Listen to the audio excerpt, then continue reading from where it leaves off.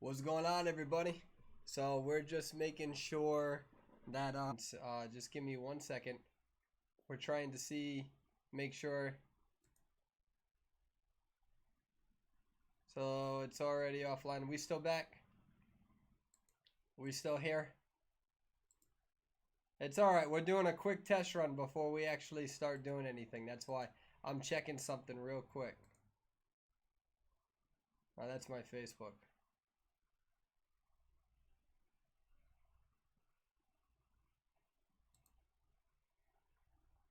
How we doing?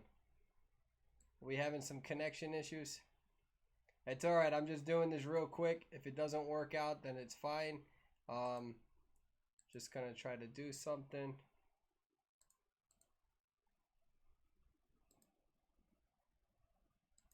Let me see. Let me see the connection here.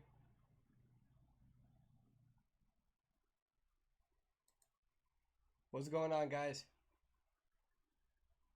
No, the stream image isn't going yet. Stream image isn't going. What's going on? What's going on, Miss Nirvana? What's going on, Glam? What's going on, Rudiski? How you guys doing? Alright, we're gonna see if this works out.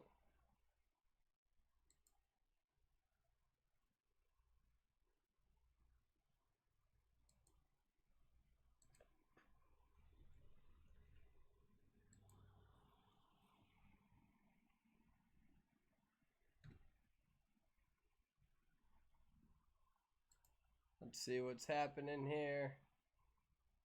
Alright, we are online and we are online.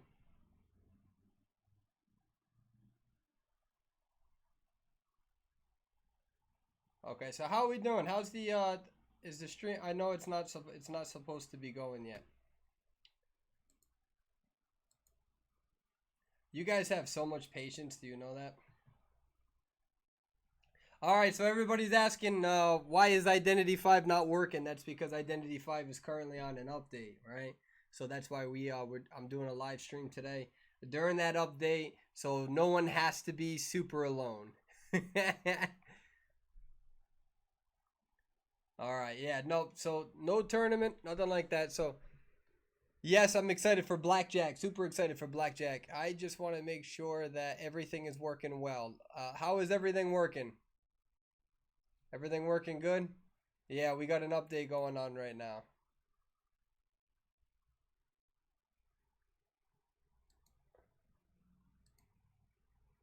What's going on, Joe Bloom? How you guys doing? I just want confirmation from everybody. Is everything going good? Everything's good? Alright. You want me to higher the volume? Yeah, I have a big suppression on it. There we go. Wait a minute. How's that? Oh, that's too loud. How's that?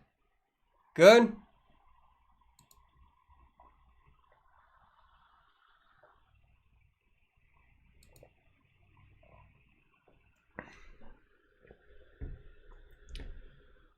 Alright, so today we have the update going on. I actually received special permission to go ahead and stream.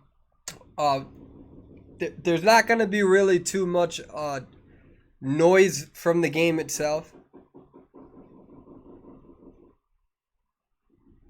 I don't know what that is.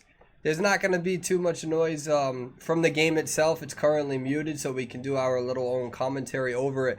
What a lot of people don't realize is that there was the Chinese tournament that just recently went underway, and it was ITC versus GR. So we're going to talk about some of the strategies. For all of you who are aware, there's going to be a big summer tournament that's happening. A really, really big summer tournament that's happening, I believe, next week. And we have a lot of U.S. teams. I just saw the lineup of all of those teams, every single individual person. And I'm very excited to see what happens with U.S. And I figured perhaps one of the things that we can do is we can review some of the gameplay of the China server, and we can see exactly what really happens through these gameplays. These were the finals. This is about 2 hours long. In between the intermissions, we're just going to speak about the character tier list, and we're going to speak about some of the things that I've been working on in terms of the data crunching to see really where we're at, because I would like this information to be accessible to all players before the tournament starts. I know a lot of you have been practicing. For those who are just joining in, this was the official tournament from China, from some of the two best teams in the game. And this was ITC versus GR. And unfortunately, it wasn't really aired for the US audience. So we're going to add some US commentary, some English commentary, to talk about some of the things that they end up doing. All right. Now, one of the things that I want you guys to know while we're waiting, okay, so ITC and GR, they're both very good good teams. I got to meet all of these players in the Call of Abyss. I got to meet GR. I took a photo with them that's on Instagram. They're really cool people. ITC are pretty cool people as well. And these are some of the best teams in the world, and you're going to see some of their strategies, some of the things that they do. What I would like to do is provide you my commentary to tell you what strategies they're actually doing. Unfortunately, I do not have access to the camera angles of this game, so I'm limited to the camera angles that are shown. And this is going to just go right through. We're going to play it right through. I'm going to try to do this for about 2 hours without really stopping too much. I may have to get a drink or two. Non-alcohol. And we're going to talk about some of their strategies. Again, I want all teams to have equal access to the information and to the analytics of the strategies that are going underway. Okay. I'm very excited for the U.S. tournament. The U.S. tournament is going to be very interesting. There's a lot of veterans who are in there. There are a lot of people that I have played with recently, people that I have played with in the past. So I'm very excited to see how they perform in front of a large audience. I will not be emceeing the first 2 weeks of that tournament. However, you will see me as the MC for the finals. So whoever is in the finals for the U.S. tournament, I will be emceeing that. So that should be in about 3 weeks or so. So I'm very excited.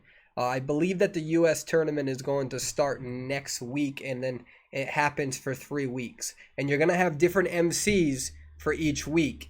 And by the finals, the last week for the best of the best, that's when you're going to see me, kind of like how you're seeing some of these telecasters as well. And I'll be trying to provide my commentary as an analyzer and a former top player in the game. You guys know that I've been playing the game a lot lately. I've been working on the character tier list. The character tier list is some of the most objective information that I've been able to come out with. I'm very excited for this character tier list, and I will make sure that when we provide the character tier list, we will speak about how we formulated our tier categorization of each hunter and each survivor with hard data to back it up. Okay, one of the things that I want you guys to remember when I come out with this character tier list is that for the majority of the characters, you can get to tier 6 with those characters. All right? It just means that there are some characters who are categorically considered superior to others, but that doesn't mean that you can't climb the leaderboards with other characters. So that's a big thing that I want to make very clear when we do come out with this character tier list. It's almost done, guys. It's almost done. The character tier list is almost done. You guys have been asking for it. I've invested maybe 20 or 30 hours of data, going back to Call of Abyss, Call of Abyss 2, looking at the current meta with what's happening. And I'm very, I mean, some of the data is actually counterintuitive to some of my thoughts on some of these characters. You look at the data and you're like, all right, this is the category that they belong in. So I'm very excited to release that. Give me a little bit more time. In fact, the reason why I'm late, it's 5:30. Where I live, the reason why we're late with this tournament is because I was running I was running data, and I got so addicted to it that I was like, oh wow, the update's coming, so we got to start reviewing some of it. So I'm very excited for that. And remember that my aim is not to please everybody with the character tier list. It's to use the most objective way possible to come to the closest possible way to categorize all of the characters, all right? And I'm hoping that when you guys do see that character tier list, you listen very closely to how we measure each category. There's a certain way that you measure each category, and I'll also explain the limitations. All right, so we have GR, who's going to be the hunter. He's PPX.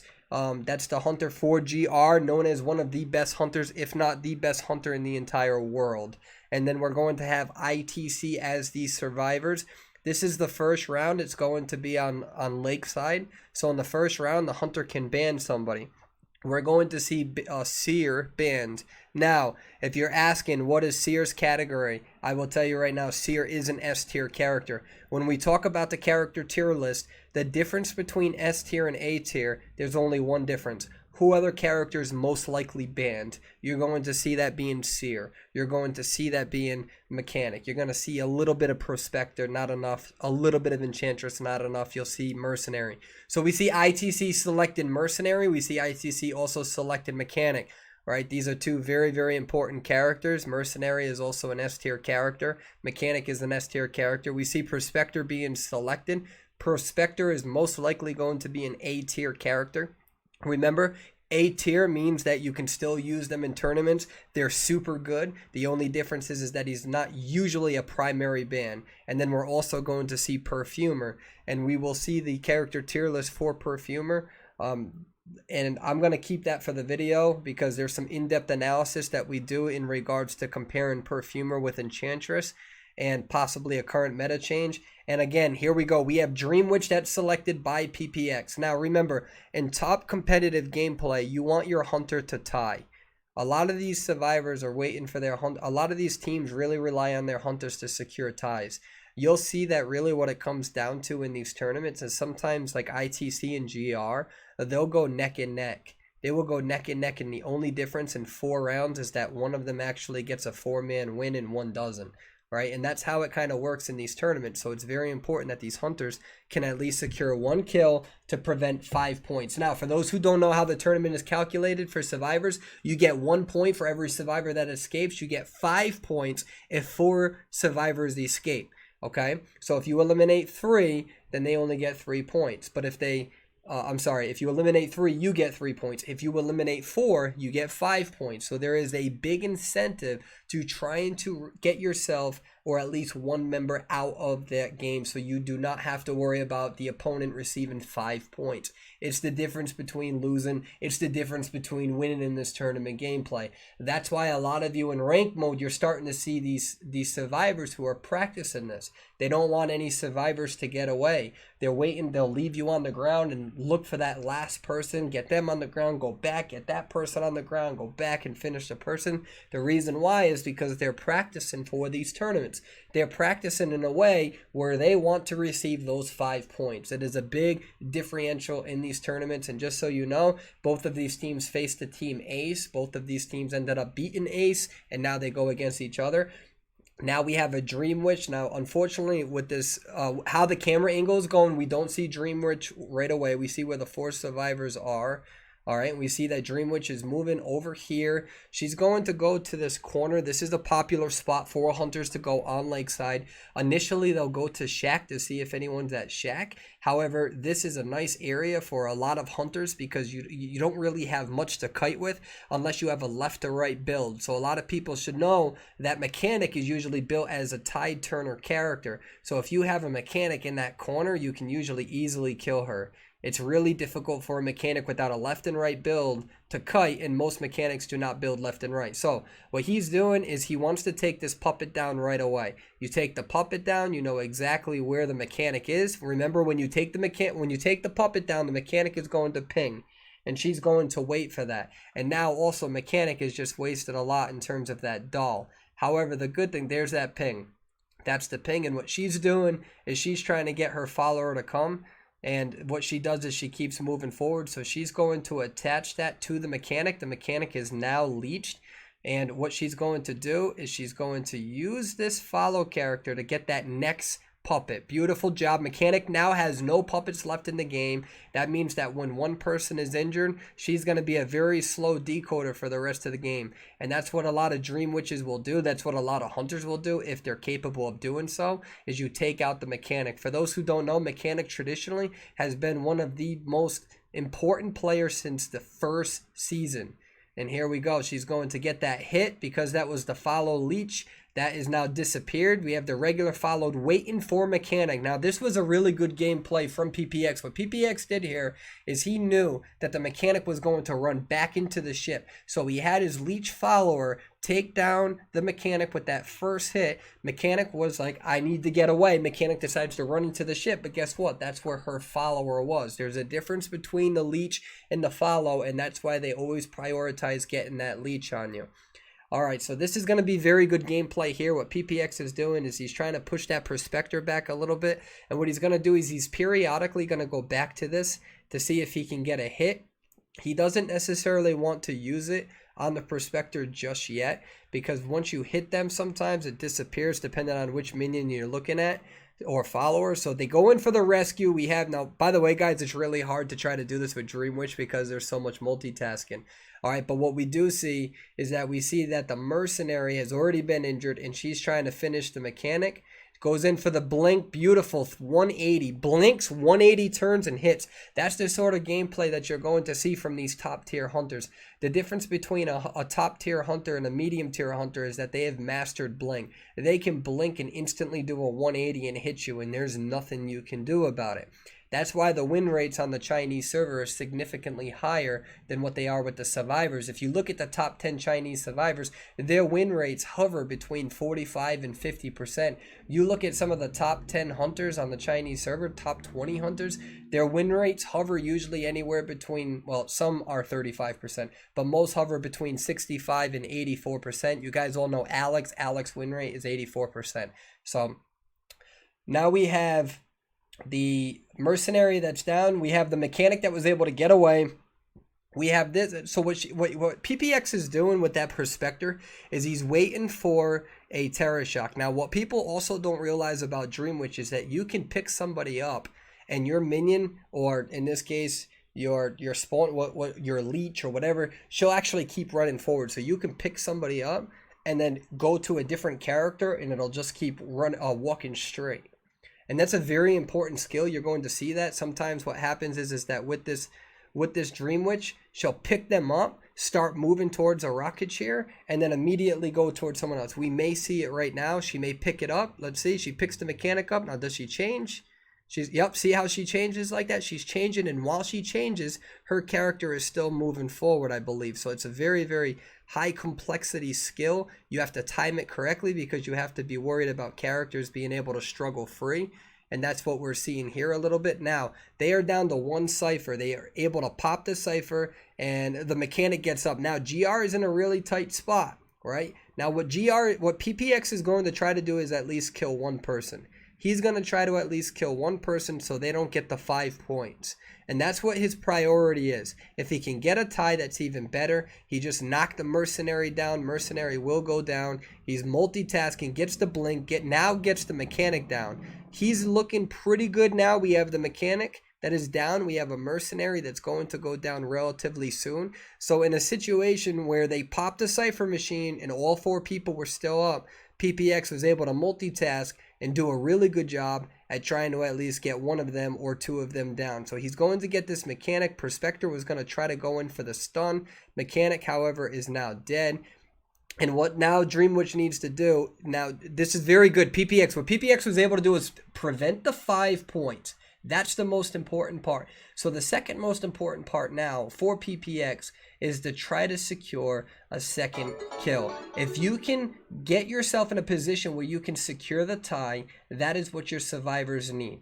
All right, when you put it on the burden of survivors to get a victory, it can be difficult against top hunters. So the most important thing as a hunter is secure a tie. All right, I know that when we play in legendary rank mode, beautiful, beautiful blink. We know that in legendary rank mode, when you are a hunter, you need to reconfigure how you guys think. When you was able to secure a tie, beautiful job. When you're playing legendary rank mode, ladies and gentlemen, when you are a hunter, if you tie the match, it's not a bad thing. That is not a bad thing. A lot of hunters, you guys take it very hard on yourselves. I take it harder on myself than anybody, okay? It's not a bad thing. All right, doesn't really affect your win rate anymore. Okay, that's why you see a lot of top hunters who have these 65, 75, 85% win rates. They're securing ties a lot. We just saw the best hunter in the game, probably the best hunter worldwide, end up getting a tie there, was able to come back with that Dream Witch multitasking. Okay, so securing a tie as the hunter is the most important thing that you can do, because it's up for your survivors to shine. What are your thoughts on that? Is this some of your first time? Some of you, is this your first time watching PPX?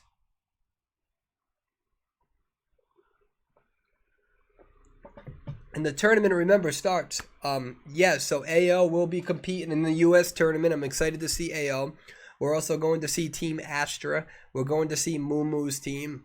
I was able to pull up the entire roster of everybody, every player, every team, and it was very interesting to see some old-time players that I used to play with. You know, I'll be rooting for you, and it's going to be interesting to see what we see in regards to tactics and team play, and we're going to see probably a big difference between the lower tiers and mid tiers selecting characters that wouldn't be primary selections with other hunters. For instance, we may see people choose photographer a lot earlier than what we would with the Chinese tournament, for instance. So it's going to be very interesting to see how everybody ends up competing, how they play, how our server differs from everyone else, and how our server differs from other servers. And you can see right here how PPX was able to secure that tie. That was really good from PPX, because that team, ITC, did a good job at popping that machine at the last second to make sure all 4 of their survivors were still up. At PPX, with the ability to multitask that Dream Witch and use multiple characters at once, it's amazing. And that's why we don't see Dream Witch too much on the EU and Northern American server, but Dream Witch is a highly selected character. Dream Witch is an S tier character, and I know that bewilders some people here in the US, EU, NA server, but the difference is that with our server, there still needs to be more time and more practice with that Dream Witch. She can be a very, very scary hunter. What a lot of people don't realize as well is that actually Mad Eyes is banned a lot. Mad Eyes is banned a lot in the Chinese server and legendary rank mode, and we don't really ban Mad Eyes because we don't see them too much. So to a degree, I think that our server is a little fortunate, because those 2 hunters can be very dangerous, very, very difficult, and that's just how it works. That's how it works. Dream Witch is a great character.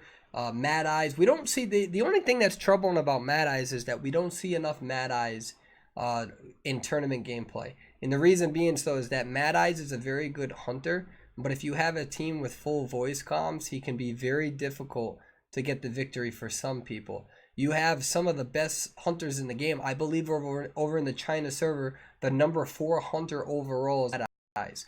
But there is a difference between what we see in legendary rank mode and what we see in competition. We don't really see Mad Eyes in competition too often. You may see him in some regional tournaments once in a while. I think that there was a top hunter in Japan that used him, but didn't really use him in the Call of Abyss tournament. All right, so let's see what happens. Give me 1 second.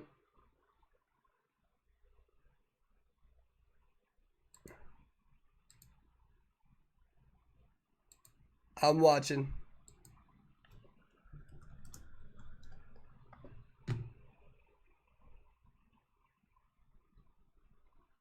Are we still here?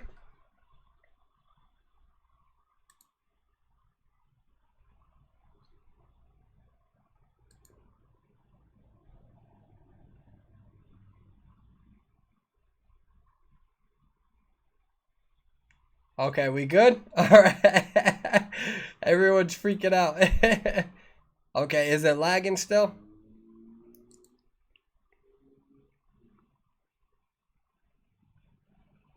We back? No.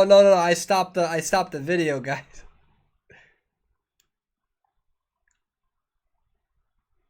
Is it still lagging? All right, we good. All right. All right, that might happen a few times. All right, I need you all to keep your eyes out for me. All right, I can pause it.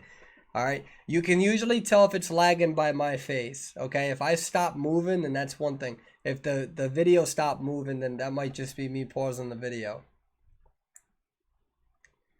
All right, we're good. All right. Mm-mm.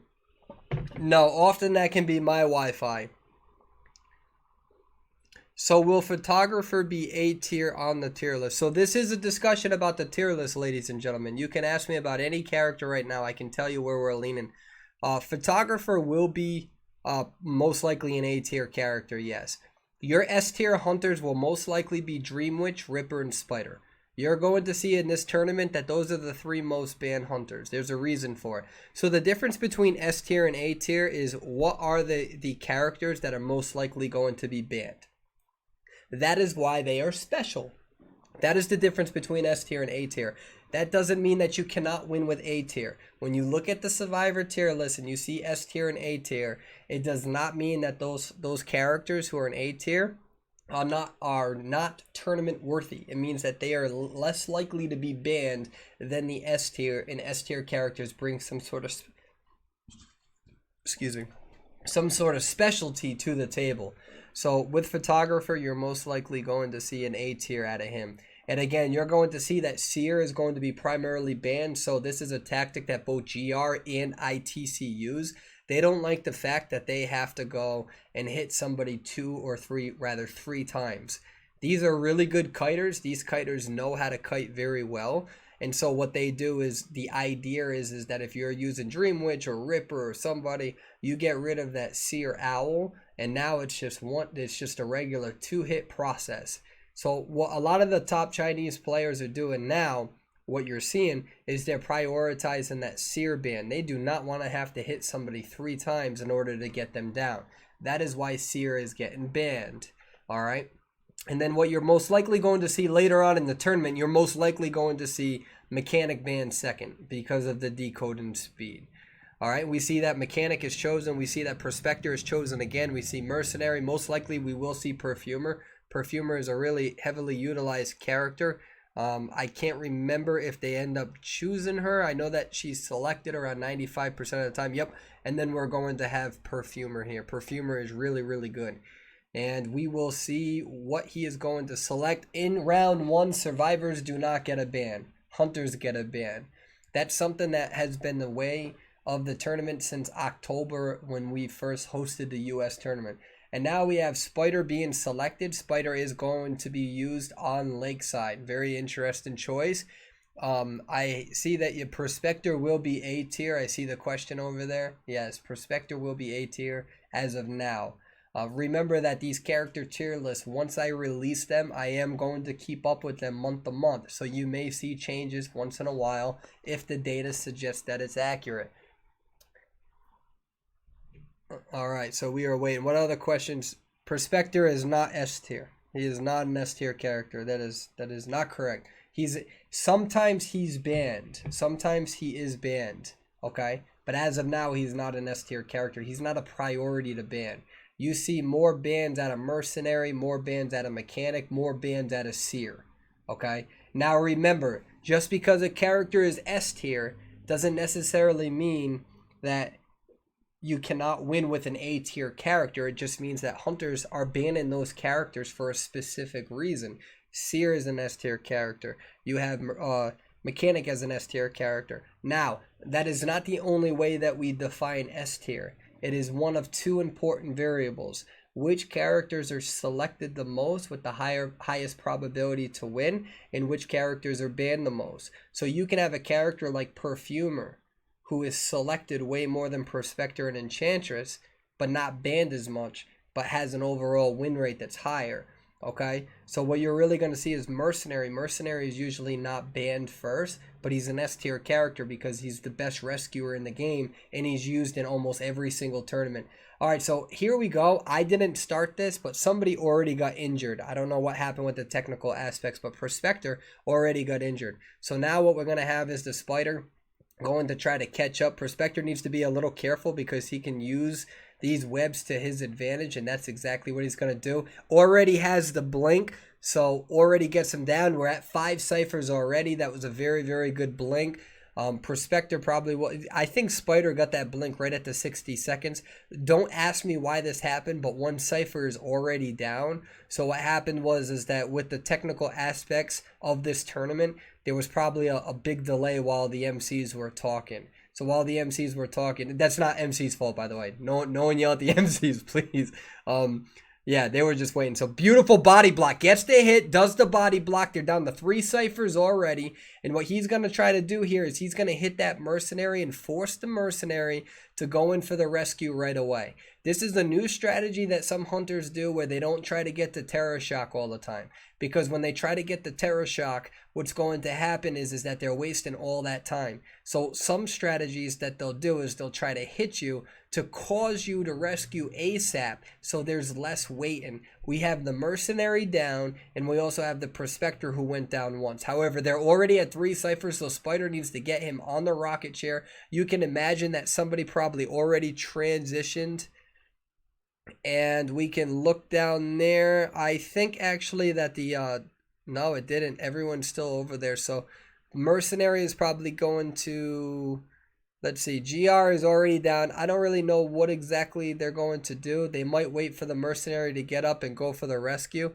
But as of now, unless this is inaccurate, I don't see anyone running towards that rocket chair. So it looks like he is going to go down. ITC going to make sure that he doesn't hit the perfumer. Excellent job making sure that he doesn't hit that perfume and get the attack recovery. Especially if he has the attack recovery, he allows perfumer to transition to the ship. So the reason why he hasn't hit the perfumer yet, he understood I didn't want it to transition to the ship. He's going to make sure that he doesn't do it again. He's going to be patient here, does not want her to transition. Hits her with the spider web, turns around, thinks she's going to go back. She doesn't go back, and that works in his favor. And GR takes a hit and is going to now be able to transition into the ship. And what ITC is going to do is ITC is going to beautiful web shot. He's going to prioritize these cipher machines, knowing that the cipher rush is so dangerous, and that's exactly what's happening. So he has the mercenary that's running away. Mercenary needs to be careful, because if mercenary goes back down, we don't know if the mercenary was able to... Are we back? You know what? Can you guys give me 1 second? It's showing that it's working on... Oh, I see.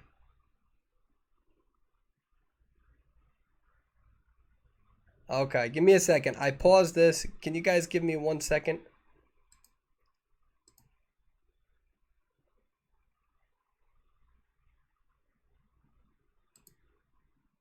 Yeah, it's lagging. I see it's lagging. Okay, I'm pausing the gameplay for 1 second, ladies and gentlemen, all right? Give me 1 second.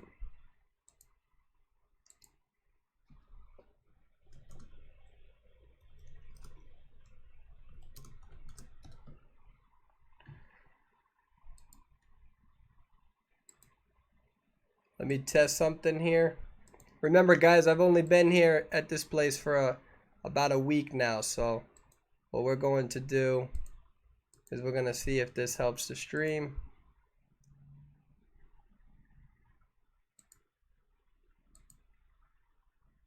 All right, I think we're back now.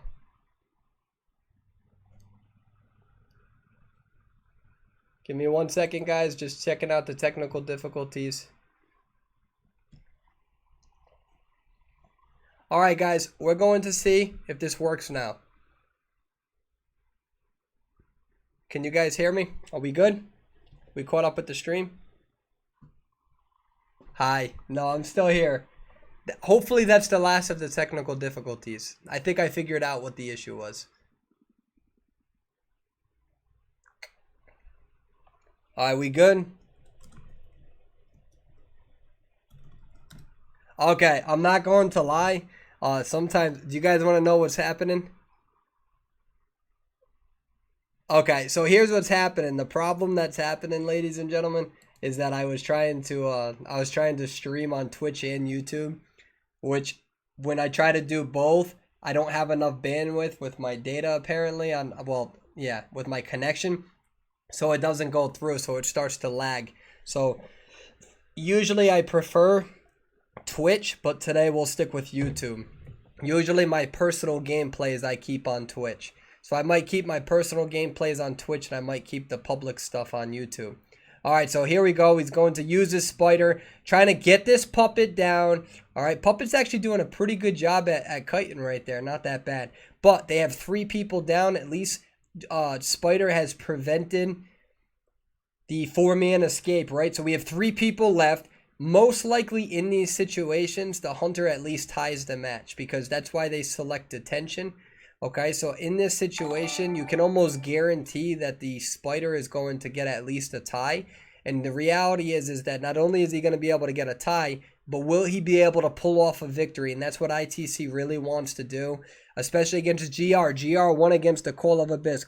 Gets that spider shot right after. So what he needs to do here is he needs to try and let's see what he's going to do. He's going to move over here. He's going to put these spider webs down, try to get that nice speed. Beautiful job against that perfumer. You'd have, let's see, on the bottom there, when we have it in the corner, we see that one of the survivors is heading towards that exit gate. 2 of them are actually going to be over there. And this is why some hunters like to choose to use Trump's card. Trump's card would have allowed him to have that sort of teleportability. But beautiful job from ITC. We have a tie match between both matches, and that's exactly what ITC was looking for. At least secure the tie. All right, so let's talk about some of the character tier list. I know you guys have some questions. I can watch while we're waiting for this. I don't want to have to pause it. So what questions do we have? Madame Red, we're going to wait. Madame Red, we're going to wait. I am not giving her a tier yet.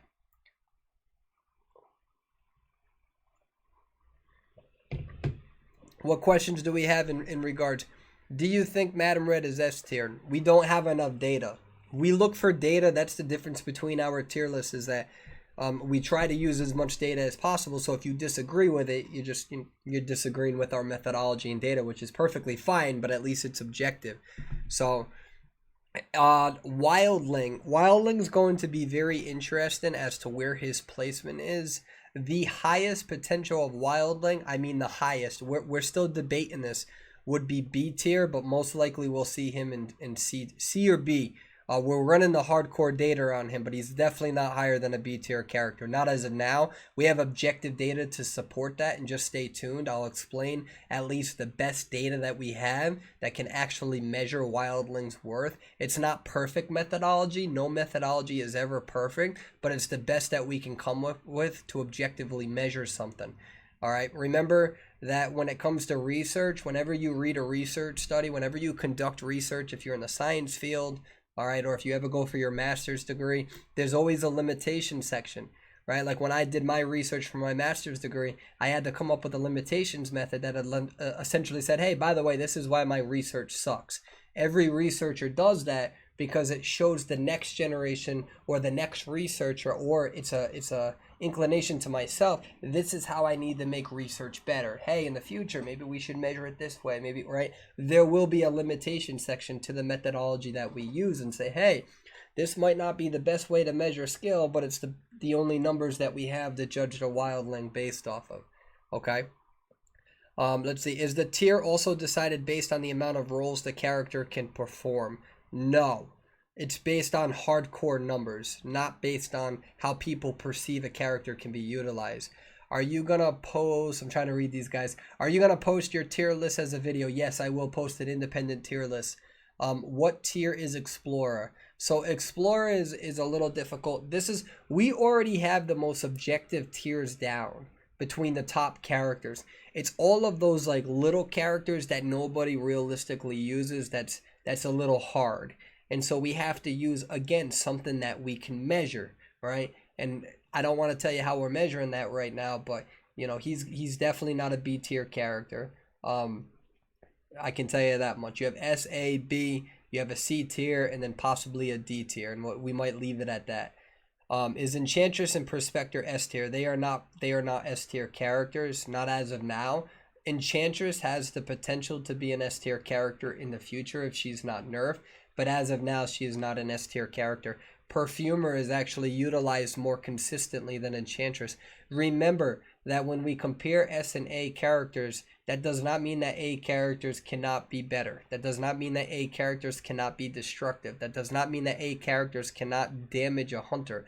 It just genuinely means which characters offer a certain incentive to the team that most people prefer using. So that's very important to consider. Did Dream Witch become S tier because of Trump's card? Dream Witch was S tier before Trump's card. Let me make that very clear. Dream Witch was S tier before Trump's card. Okay? Clown, you're most likely going to see Clown in A tier. Clown, some of the best hunters in the game still use Clown. Clown, there's still top 25 Chinese players that still main Clown. All right? All right, here we go. So we have GR. GR is going to... Oh, no, wait a minute. This is a highlight.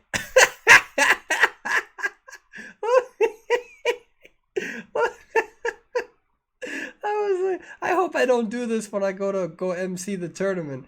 Do you guys remember the first tournament that I MC'd for NetEase in October? Do you remember when I was like, all right, let's go to the next round, and then the tournament was over, and everybody was like, dude, there's no next round. Like somebody already won the tournament. The tournament's over, and I'm over here like, yeah, like let's go. And then I'm like reading like the chat from NetEase, and they're like, yo, tournament's over, and I'm on live feed. And I'm like, oh, tournament's over. Hey, I'm learning here, yo. When is the maintenance over? It can be anywhere from 1 to 3 hours, depending on how it is. Yeah, remember Team Lamborghini versus Alpha. Okay, what are your thoughts on First Officer and Joker? So Clown will definitely be an A tier hunter. The research and the data suggest that Clown is still destructive as an A tier. In terms of First Officer is actually going to have an asterisk next to his name. And the reason why First Officer is going to have an asterisk is because the way that we try to measure certain characters, we measure characters in 3 different ways, and we kind of consider all 3 variables in term. So there's no one method that we just look at a character and say that's their tier list. We kind of look at several. Are they used in tournaments? What are their rankings on their leaderboards? What's the average points that they have on the leaderboards? Not in the US. We don't really use the US data too much because there's problems with the methodology. Over in other servers that are more popular than ours, you see like the #1 forward being the #1 survivor in the game. So your character ranking to a degree is relative to your overall leaderboard presence. Not all the time, but for the most part. As an example, let me give you an idea. Let me give you an idea on what I'm talking about, okay? So you guys see. So when we look at characters, for instance, when we look at, let me see, I'm pulling up my data. I have so many spreadsheets, it's ridiculous. But like when we look at Mechanic, the #1 survivor actually uses Mechanic over in China. When you look at Seer, the #6 survivor uses him. When you look at Mercenary, #13 mains him. The Perfumer, #16 mains Perfumer. This isn't relative, right? Actually, if you look at Enchantress, who's A tier, the #5 survivor is the #1 Enchantress. So over there, you can actually somewhat tell somebody's rank relative to their overall rank and position. Now, it's not perfect, right? Some people play multiple characters, but for the most part, there's a few things that we can look at. When we look at characters like Mind's Eye, Cowboy, Doctor, Priestess, Wildling, none of those main characters have anybody in the top 100, all right? So we can look at certain numbers to objectively measure certain characters. And we can look at the competition. What's selected in competition? Who's on the leaderboard? What are the average amount of average deductions from these sorts of players? When you look at Mechanic and see that the top 100 range from 12,912 to 7,892. When you look at that number, then you compare it to a Mind's Eye, which is 8,811 to 5,816. You can see that the people who are winning in the top tiers and who are gaining those points, right? Because the higher tier you are, the more points you gain for a win. You see that these players who are in the 10, 11, 12, 13,000 region, actually 12,000 is the highest, 12,912. These are these S tier characters. These are these A tier characters. Whereas like the #1 Cowboy has like a 27% win rate with 9,000 deduction points. So there's not a single top 100. So there are objective ways to measure this using a system that we call methodology. And so if you disagree with the rating, then at least you understand why you're disagreeing with it, and you're understanding at least how we categorized it. You can disagree with it, but agree with it with the categorization, right? So you can say, I don't think Cowboy is that rating because I don't agree with your methodology, but given your methodology, I understand why you ranked him the way that you did. When you look at these character tier lists, there's no methodology. How am I supposed to tell you what you're measuring is accurate if you're not telling me how you measure it? You know, what is the difference between S tier and A tier? What's the difference between A tier and B tier? None of these character tier lists are actually like really what's the difference between B tier and C tier? So you have to first define what you're measuring. And then based on that definition, then that's when you operationalize, conceptualize the components of it. And that's what we're trying to do with the character tier list. Listen, all I'm trying to do is come out with the most objective data that we can. And if if you disagree with the character ranking, just understand I want you to tell me why based on the methodology. Don't just tell me that you think Cowboy should be S tier because in your head you have this ultimate strategy that, you know, he's the best way, but when we look at the data, he's not winning. He's not winning as much as other characters are winning with some of the best players. So it doesn't mean the characters aren't good. And let me make this clear. It does not mean that you cannot reach rank 6. There's a lot of rank 6s that use all of these characters. Okay? It just means how can we objectively measure it? So and that's the problem with character tier lists, is that people get like really into their characters and then get offended. It's like, listen, just because a character is B tier doesn't mean that they can't win. Doesn't mean that they're not fun. Doesn't mean that they can't pull super, super clutch plays. It just means that there are characters with higher win rates that have a better chance at winning. And if you use one character, you could be a very good Cowboy player, for example. But then if you were to put the same amount of time and energy into an A character or S tier character, your overall win rate could go up higher. So just because you're good with a character doesn't objectively mean that that character is now better than the other characters. We have to try to find user numbers and data to suggest, hey, what is that saying? By the way, Dream Witch has been banned, Mechanic has been banned, Seer has been banned. These are the S tier characters that we're talking about, right? Now, again, we don't only categorize characters in S tier as bannable characters. There are exceptions. People like Perfumer. Perfumer I would consider S tier because no matter who is banned, she's still selected. She's selected 95% of competitions. We see that with Perfumer, the number 16 survivor uses her, but we see that the average amount of points is between 11,461 and 7,789. That's actually higher than Mercenary and Seer. So you see in the legendary rank mode against top Chinese players, they use Perfumer. The best of the best on their server are using her. They're using her, and they have higher win rates, higher points sometimes than the Mercenary and Seer, yet Seer is banned every single time. So we don't only measure a category based on one variable. Please, like, do not be one-dimensional. And if anything, your future college professors will thank me for passing on the knowledge of statistics and how we measure data, right? All right, so we have Enchantress being selected. Beautiful, right? We have Enchantress being selected. Prospector was selected the 2 rounds before that. We see Perfumer being utilized. We see GR using Dancer as well. If you're asking me what tier Dancer is going to be in that A tier range. Her points, the number 7 survivor is actually a Dancer main over in the Chinese server. She's very dangerous. We also have Forward. Forward is an A tier character as well. I believe that the number 1 and the number 3 survivor, I might be wrong on that. Where is this? The number 2 survivor overall in China actually is a Forward main. You also see some top competition Chinese players, or rather top players from other servers such as 5HS who actually utilize and really focus on using Forward a lot. So again, we look at win rates, we look at the average amount of points and the high. Remember, if you're from the US server, if you're watching me currently from the European and the Northern American server, this methodology, just remember, is not on the US server because the US server is fundamentally flawed. Because of our queue times, the best perfumers are not, well, the best perfumers are actually the best perfumers, but you have some people who are really good characters, really good survivors, etc., and they have an 1.5-hour wait queue time.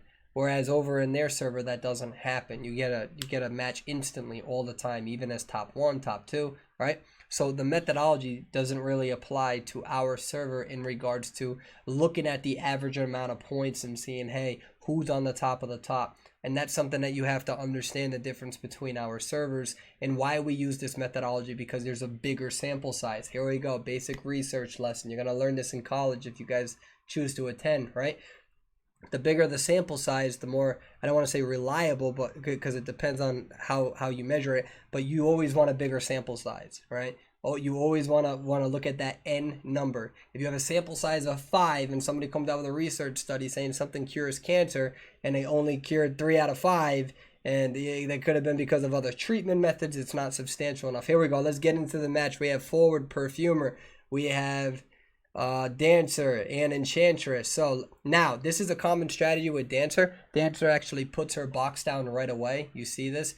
And now this player is doing a good job making sure that ITC doesn't utilize that foggy blade through the wall. And right there, good dodge between it. A little bit risky of a foggy blade, so he's not going to have that foggy blade for another 15, 16 seconds. And this is why perfumer is utilized so much. The chitin is just so important.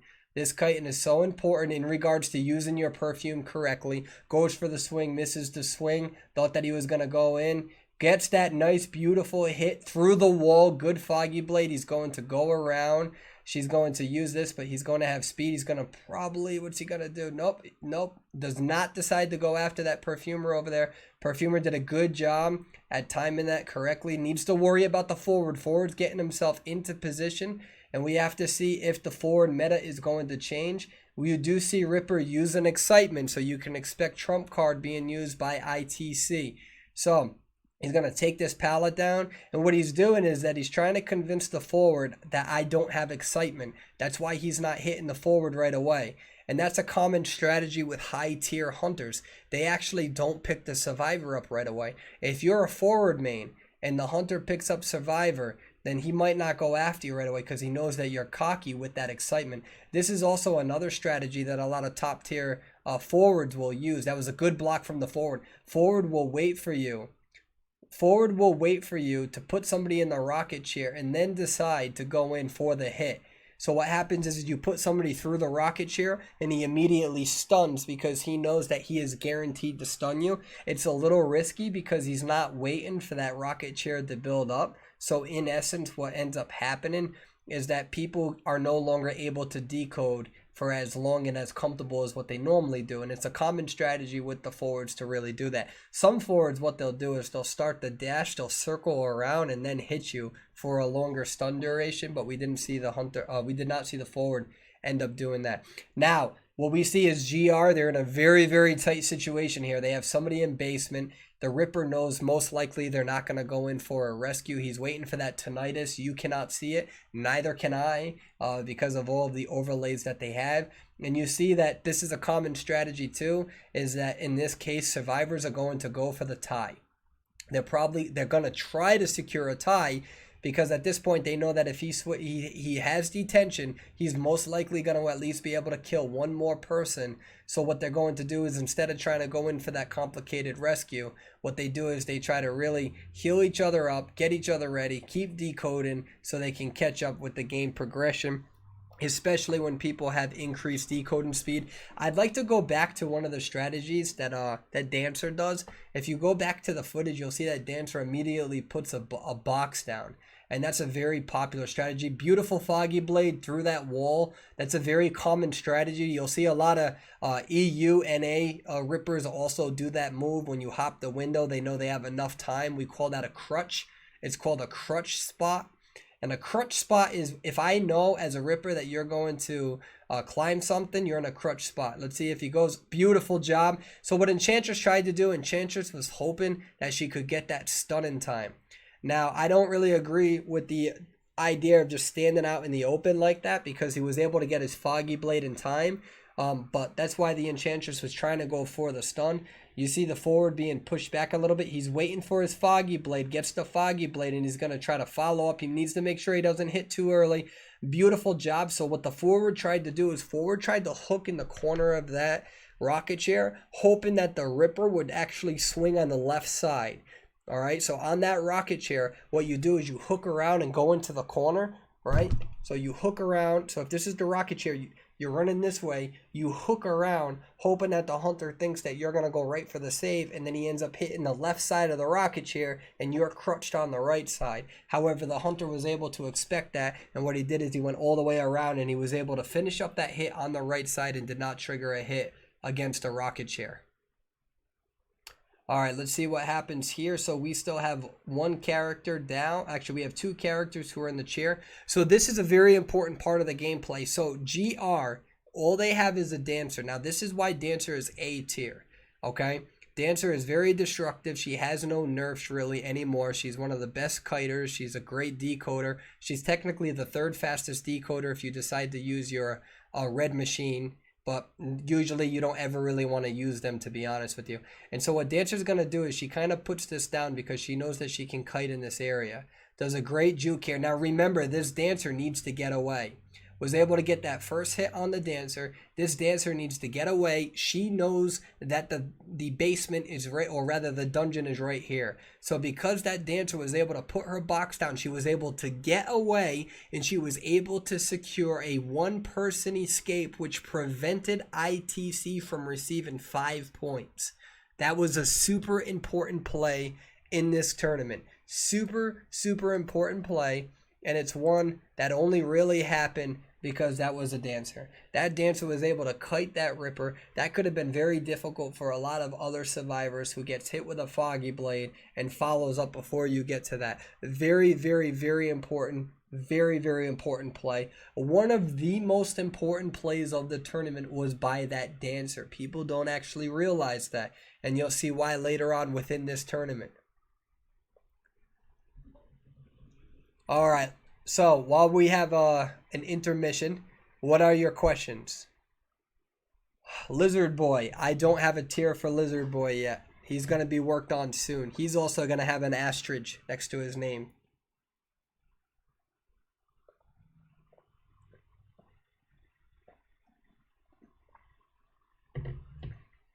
Your handsome face is covering the screen. I like my handsome face. Let's not move that. Were they scolding him? I don't know. I'm doing good. How are you doing? I'm having fun doing this. Tier for Axe Boy. Axe Boy will, most likely Axe Boy, you're probably looking at B tier. There's some people who suggest he should be A tier, and we're trying to define that definitive line. We do see Axe Boy being used by top competitors. We see some people preferring to use Axe Boy over Photographer, but I'm not sure if the data suggests that other than competition. So there's a few things that we have to look at with that. First Officer or Acrobat. So Acrobat, actually, this is very surprising. So my gut instinct was initially to put Acrobat in B tier, where I thought that Acrobat would have belonged. But the data suggests that Acrobat most likely will be an A tier character. You know, that doesn't mean he's going to be as good as, like, let's say, Enchantress or Prospector. Remember that just because a whole bunch of characters are in the same, just because a whole bunch of characters are in the same tier doesn't mean that they're equal. It just means that it's like a zone.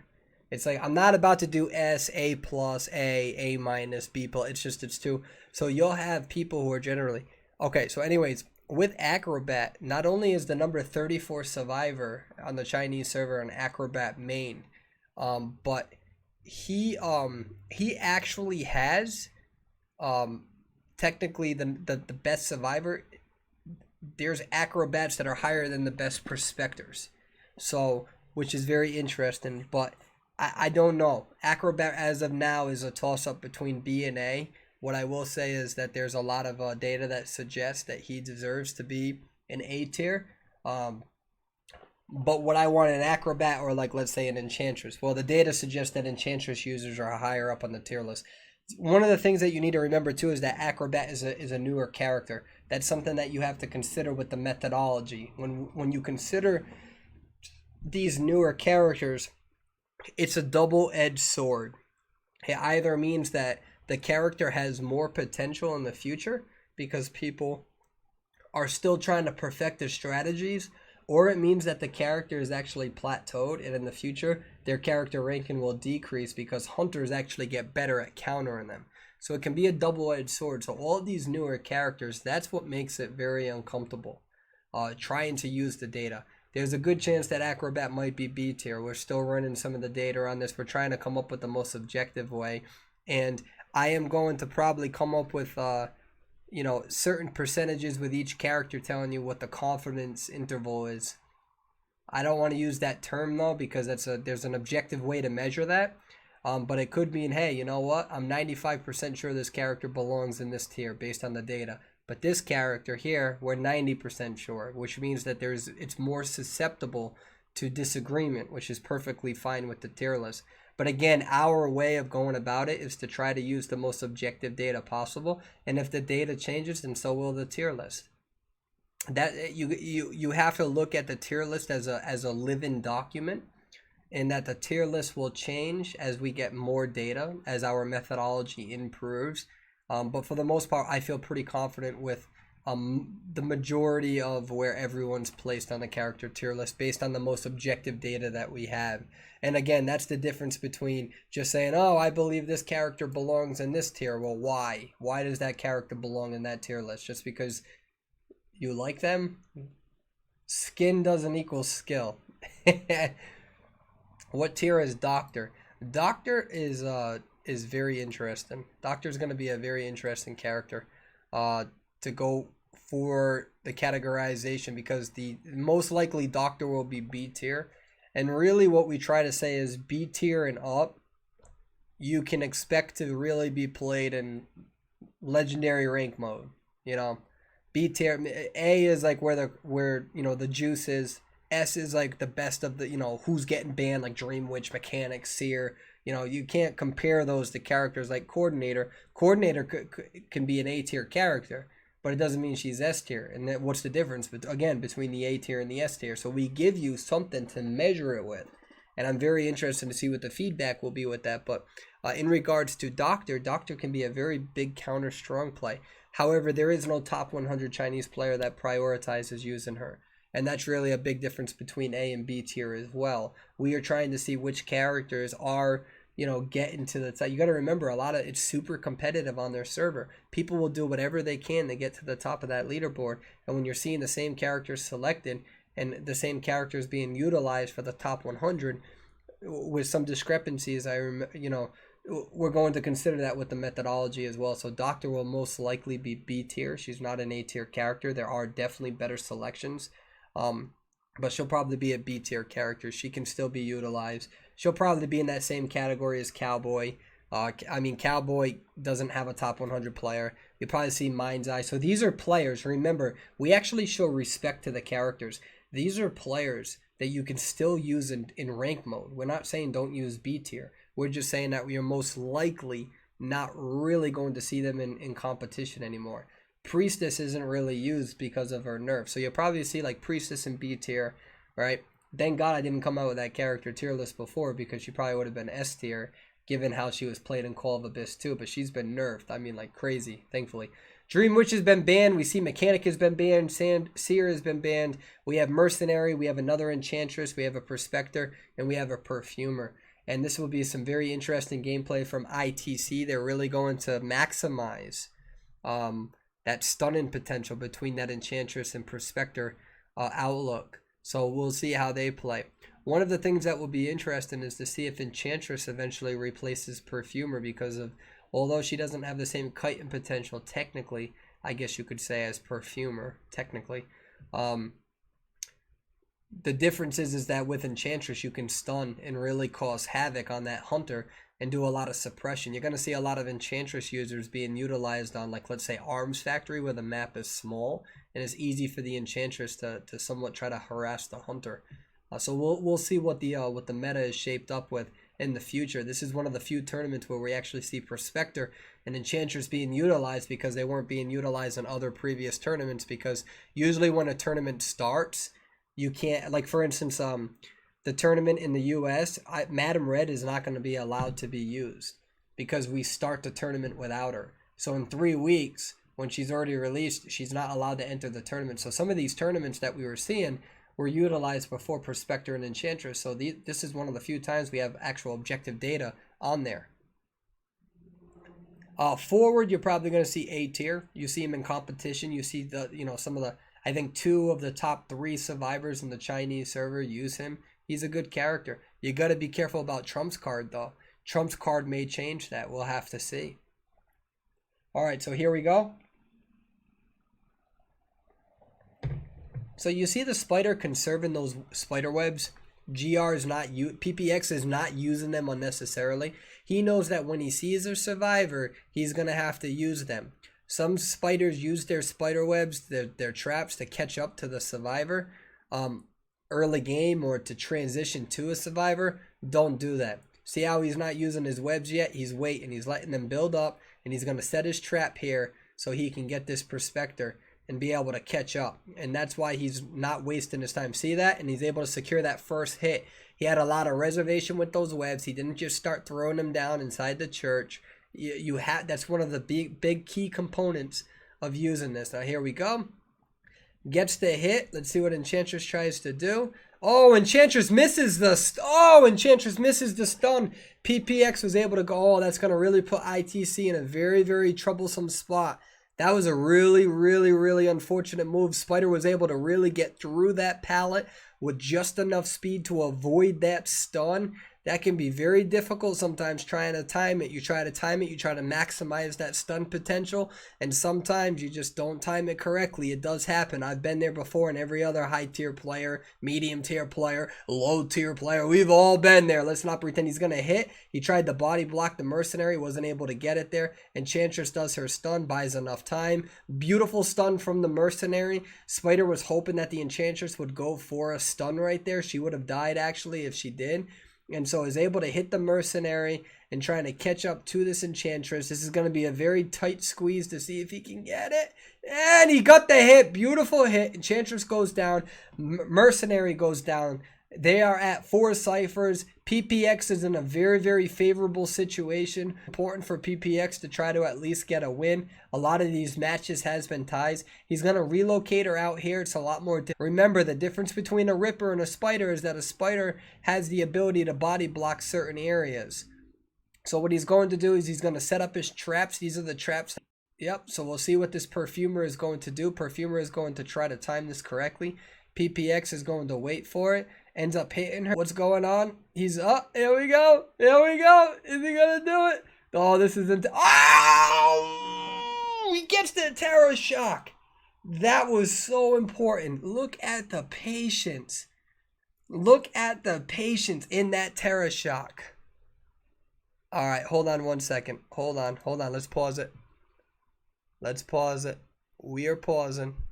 We are pausing. We pause.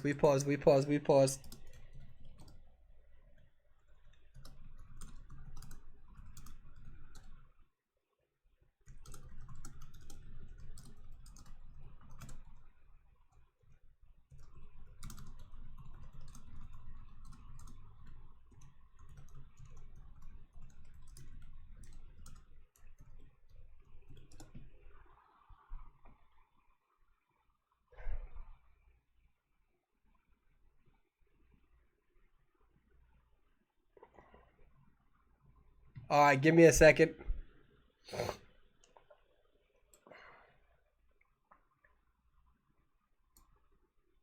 We back on? All right, guys. So let me make this very clear. This is probably going to be one of the last times that I try to do live feeds on YouTube. My connection is actually really good right now. I'm testing my connection speed.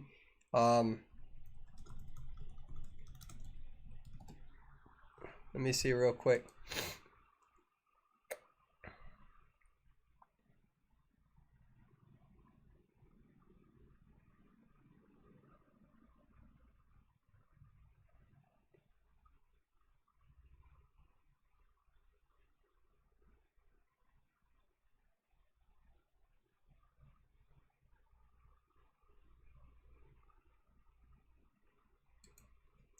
Yeah. We'll see. We'll see. Okay, hold on 1 second. How we doing? Are we back up? Okay. Yeah. So, in the future, I'll be honest with everybody who's taking the time to watch me. I'll probably keep my live streams on Twitch, and then I'll keep my videos on YouTube. I know we get a bigger audience on YouTube. We get 200, 300, sometimes 400 viewers. Where on Twitch, we usually average between 50 and 100. But there's some benefits to that. It allows me to actually talk to people because when there's 300 viewers, it's hard to keep track.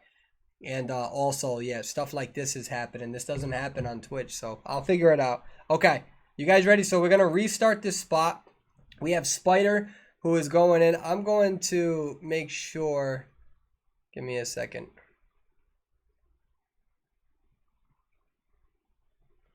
We're going to make sure that this doesn't lag. Okay, so we see him putting the traps up, getting ready for this perfumer. He's going to be as patient as what he can. He's patient, he's patient, he's patient. He's waiting for it, he's waiting for it. He's waiting for it. Let's see if he, yeah, and he gets that stun. Is beautiful. I can't replicate the what's it called?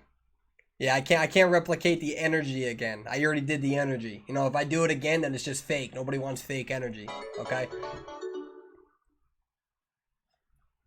So that's super important for PPX, okay? PPX has them down. They only have 3 ciphers down. Spider is doing a really good job over here. And what he's going to do is he's going to secure this perimeter, make sure that he can at least secure this tie. All right, he doesn't see anyone coming. They're at 3 ciphers, though. This is very dangerous because really what PPX needs is he needs a 4-man. He needs a 4-man. Remember, against top-tier survivors, it's very, very difficult to secure that 4-man. All right, so that's what he's going for. You get that 4-man or 4-person elimination, you're going to secure 5 points. Big difference.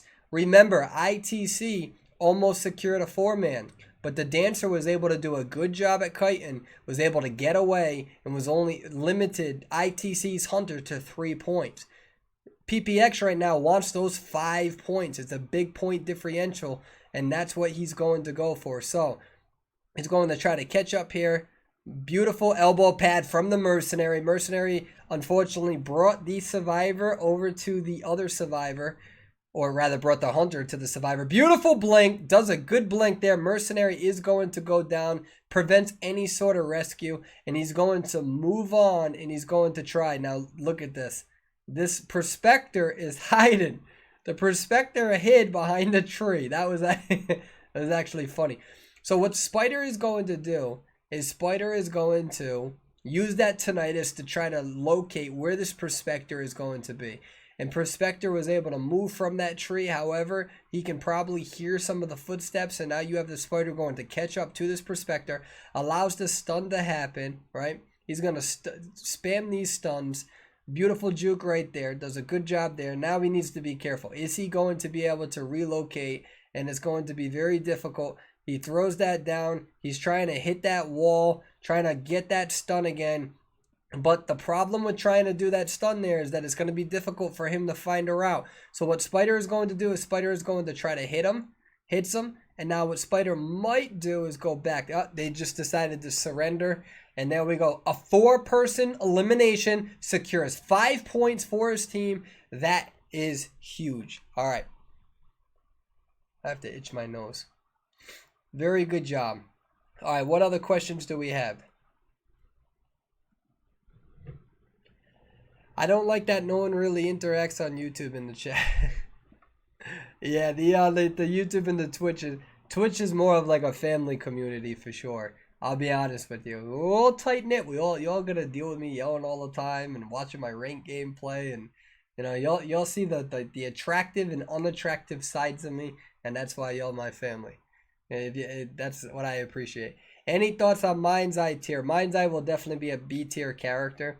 We see that Mind's Eye, there's no top 100 Chinese players. There's not really top 100 players that use her.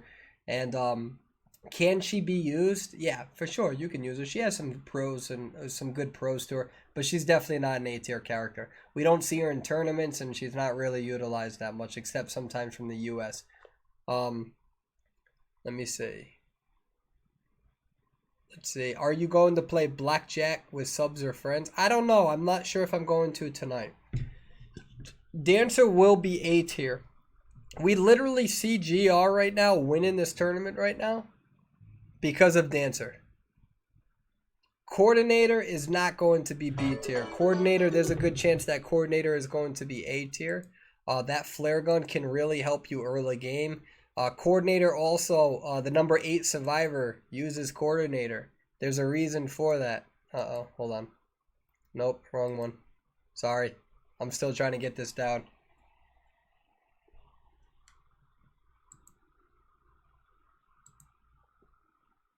How long did it take you to get good at Mind's Eye? I mean, you got to be careful as a Mind's Eye. Right now, one of the biggest counters to Mind's Eye is Ripper. And that can be very difficult. So right now, it's just not being utilized. Do you think Madam Red?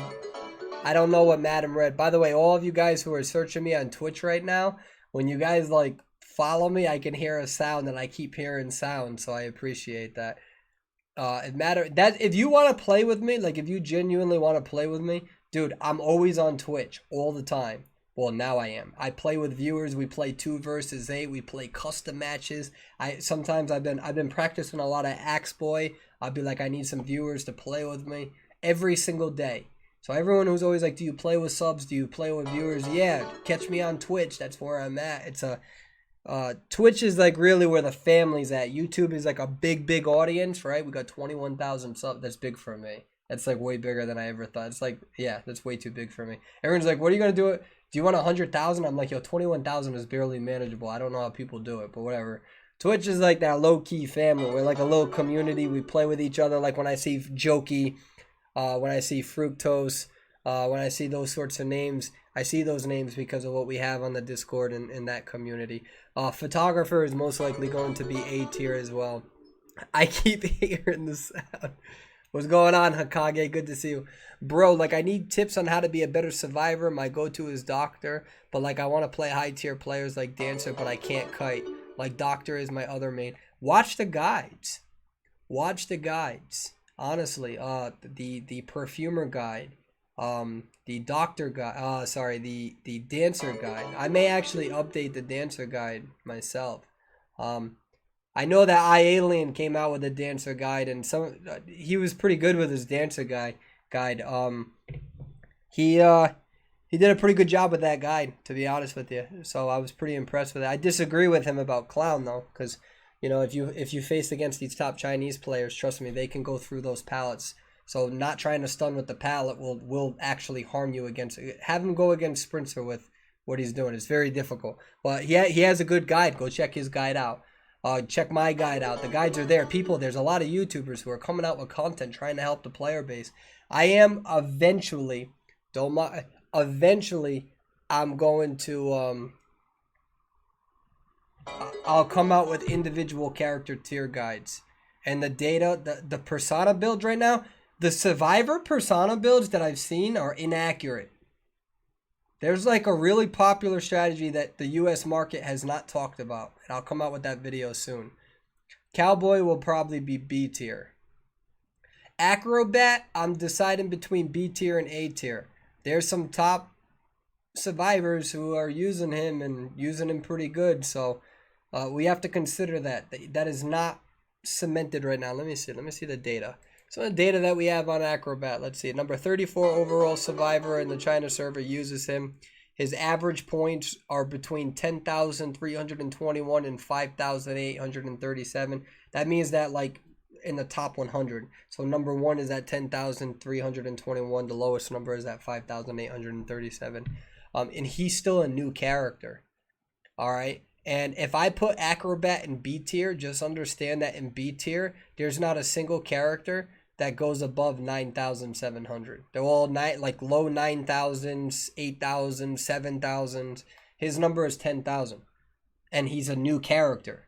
So he's a new character that got introduced. So we have to consider that. Remember that the tier list is a category. That doesn't mean that all characters in that tier are equal. Maybe one day, if I'm ever super bored, we can try to come out with like S, A+, A, A minus, B plus, B minus. You know what I mean? Like if you really want to know which characters are specifically better than other characters, yeah, maybe we can do that. But right now, it is a general categorization of characters. We're saying, hey, this is a group of people who are relatively in the same zone. Think of it as a zone, and they're in that zone, right? Like for instance, we can put magician in A tier. Right, magician users are still utilized. They're still in tournaments at times. To be honest with you, I'm at the point where I probably want an enchantress over a magician.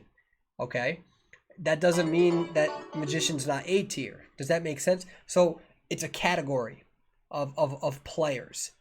Forward is A tier, right? I don't like playing with forwards all the time. I don't, especially with Trump's card. That might actually trump forward may have a specific counter to him now, and we have to give it more time, right? But as of now, people are still using forward and they're still winning with him, okay?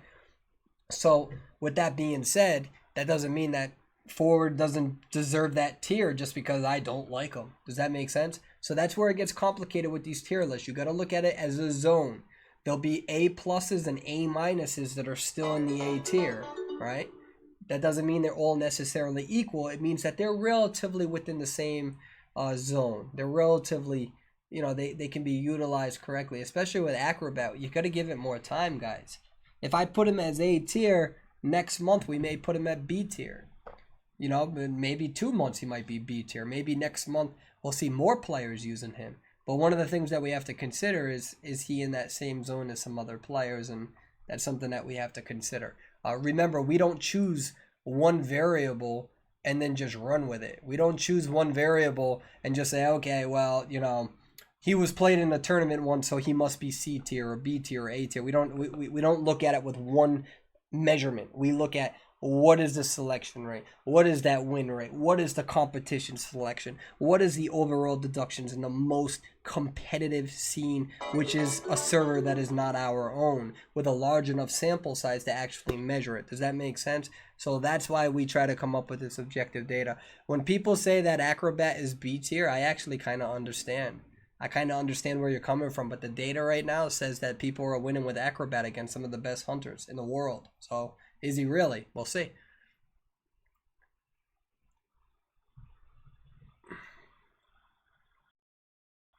Cats, finesse makes Acrobat F tier. That is so much shade. That is... So like for instance, let me give you an example. If we put Cowboy at B tier, yesterday during a ranked session, I absolutely should have won a match. Should have won a match. I downed the play. A Cowboy got a great lasso, and I was only able to tie the match. They prevented a victory because of Cowboy. We don't put Cowboy in an S tier now or A tier just because he has potential. Yeah, sure, like he can do some very clutch plays, but the majority of the time, I mean, I think the #1 Cowboy in the world has like a 37% win rate, so. Alright, Cats, that was savage. That was savage. Axeboy, like I said, is going to hover between B tier and A tier. Most likely B tier. Looking at the data. I don't have hard data on him, but we'll take a look at that. Give me a little bit of time. There's a few players who are kind of in between two tiers right now. Acrobat is one of them. I would say Axeboy is one of them. We'll see.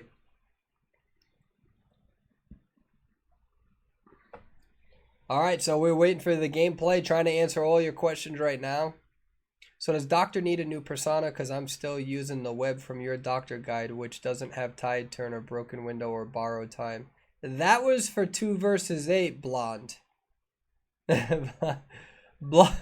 Blonde, that's a 2 versus 8 build. That's not supposed to be a competitive guide. That's the 2 versus 8 Doctor guide. Don't use that in... Alright, let's see who we got. I'm just trying... Blonde, have you been using my 2 versus 8 guide? Oh my god, Blonde, don't... You've been using my 2 versus 8 guide in rank mode? Oh, Blonde, honey. Yo, Blonde, you contact me. I'm a buy you a skin for the months of agony. That is a 2 versus 8 build, my friend. That's not a that's a 2 versus 8 troll build. Oh my god, you probably hate me. You probably you probably a rank mode like, why am I not winning? That's the guide.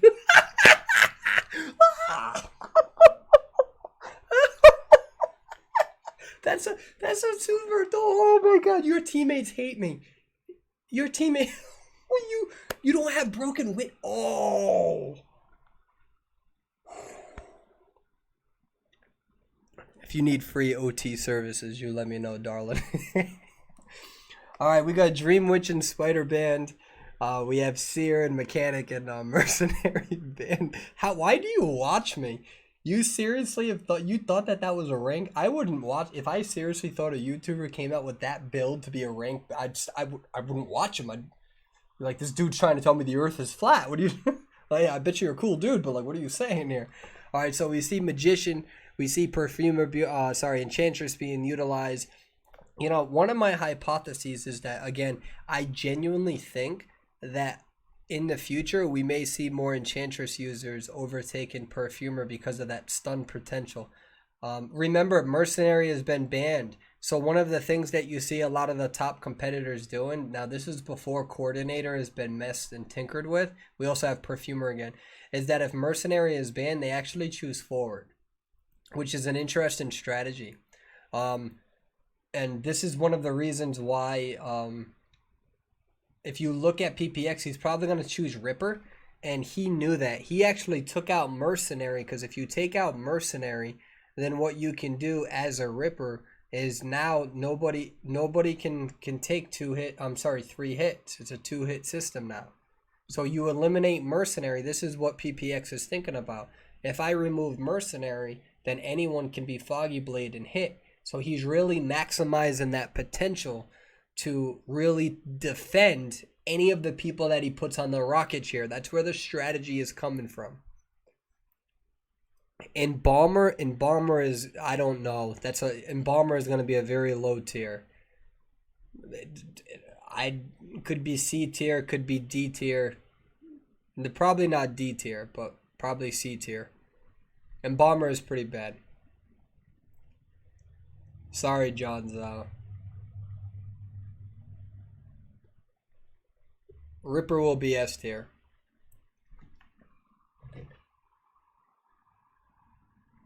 Well, when we talk about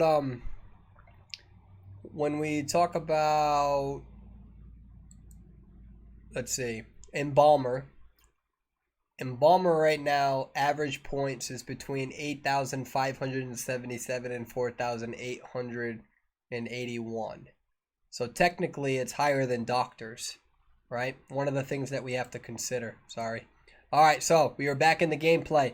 We have a Ripper moving around, going for that arms factory. For those who cannot see, because we do have all of these overlays in my ugly face, what we see is peepers. Ripper does have peepers. He's probably going to take this pallet down, decides not to use any of the peepers. That Perfumer used her perfume a little prematurely there, but it might have been a good strategy because she was afraid that he was going to try to swing through that pallet. So she played pretty conservative. She did not get her perfume down right there. Did not get the perfume down in time. I would say that's a beautiful juke backwards. Perfumer tries to prevent the hit. Perfume's back, and PPX does his thing. Now, he does not have excitement, so he has to be careful. Gets the stun. Forward does a good job there, harassing a little bit. Gets the hit again. Now he needs to worry about this Forward. What is he going to do? He doesn't have a Foggy Blade. He's already taken this down. He's going to put a peeper down to try to slow him down a little bit. And now he's going to go in for the stun, but misses it. Beautiful job from the Ripper, juking it. Going to put the Perfumer back down. And now we're going to see how the Forward is going to be able to recuperate. Forward was a little delayed with using that football because he ran too far away from the Ripper. Ripper did a good job at pushing that Forward back enough. And that can happen as a Forward. I've been there. You get repositioned a little bit too far behind. You try to go in for the dash. You can see that he slowed the dash down though. So I wouldn't blame the Forward there. That was a good Ripper move. was able to use the peeper. He's going to go. Now, this is his strategy. He's going to try to go. All right, so Magician uses that left and right build. Now, this is one of the strategies that Ripper has been really trying to utilize, tries to get rid of that Mercenary with the ban system and understands, hey, you know what? If I can get rid of Mercenary, all these people are going to be dying when they try to go in for the rescue. Now, good job relatively from the Magician by transitioning. Perfumer was able to get away. However, Ripper is feeling relatively comfortable right now simply because they're only at the 4 ciphers.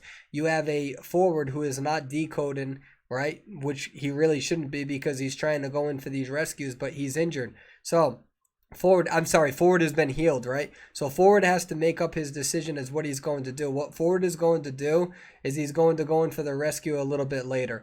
Ripper understands this and gets one nice good hit on that Enchantress, separates her from that rocket chair a little bit. Forward decided to go all the way around instead of going in for a rescue right away. Ripper knows that somebody else is not going to go in for that rescue right now because he has the peepers down, and so if the Enchantress tries to come, he will have vision on her. Let's see what he tries to do. He's going to try to get that Foggy Blade, and then he's going to follow it up with a beautiful hit. Forward is down, and now, again, PPX, what he's going to try to do here is he's going to try to go in and get this 4-man victory again to get those 5 points.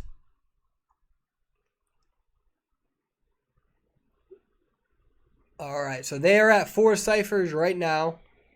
Let's see what Ripper is going to do.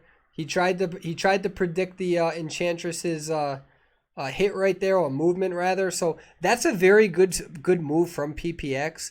People don't know what PPX did right there. What he did was pretty good. He did not try to swing at that forward right away. He knew forward was going to use his football, and he decided not to swing. And because he decided not to swing, he was able to catch up to the forward. If he were to swing and then forward was to use his football, then Ripper would have had attack recovery and was not going to be able to catch up to that forward. The forward would have had enough time to hop that initial window. So what Ripper did there is, I'm not even going to bother swinging. I'm going to wait for him to use his football to dash, use it, and while you're trying to recover from the exhaustion, I'm going to catch up to you. And that's exactly what he did and was able to prevent him from getting into the strongest part of the map. Now, this PPX is doing a very good job. He's using a good strategy against a forward that I would probably want to use, and that is the ability to really use that peeper to slow down that forward. He didn't even bother using the excitement, and so that means that he's still going to use possibly, I forget which build he's specifically using on this one. I can look on my phone, but he's going to go after the Enchantress right here. I do know that right now his build, he does build 1 point into that anti-stun. He definitely has that down. And that's happened to me before too, where you try to swing and you're not able to connect right there. So what PPX needs to do now is he needs to transition away. Enchantress is letting Perfumer know he left me. Perfumer knows that and is immediately transferring from the Cypher Machine, knowing that he most likely saw the Cypher Machine wiggle, and that's why he's choosing over there. Enchantress is going to say, hey, he's coming back, and watch the Perfumer go back to decoding and doing her thing. So, ooh, Enchantress almost was able to juke that. Nice try. Now, what PPX is going to do is he's going to put her in the chair. He doesn't want to leave her on the ground because there's only 1 cipher remaining. He doesn't know how long this cipher has been primed for, if it's even been primed. So what he's going to do is put her in the rocket chair just in case, and he's going to say, hey, I don't have an earmark. By going halfway through the map, he knows that there's a good chance that she's still in this corner over here, but no tinnitus. So he's going to probably hook back to the left, and he's going to see, hey, can I find her? He's making sure that she does not escape through this basement, so that's why he's going to try and locate her. We'll see if she can get this rescue. She'll get the rescue, but she's not going to get it before halfway. That's pretty good for PPX. He just needs to down her one more time. We don't really know how many stun points the Enchantress has. Ripper is going. Enchantress decides to use it. Ripper goes for the hit. Beautiful Foggy Blade. And now he's going to follow up with the Perfumer because he knows the Perfumer is going to go towards this dungeon. And he also understands that she's not decoding. So now he feels comfortable leaving the Enchantress on the ground. That's why he didn't leave her on the ground the first time. And that's why he is leaving her on the ground this time. So they surrender. Nice, beautiful 4-person victory. Again, PPX, widely considered one of the best hunters in the world, if not the best hunter in the world. All right, what questions do we have as we wait?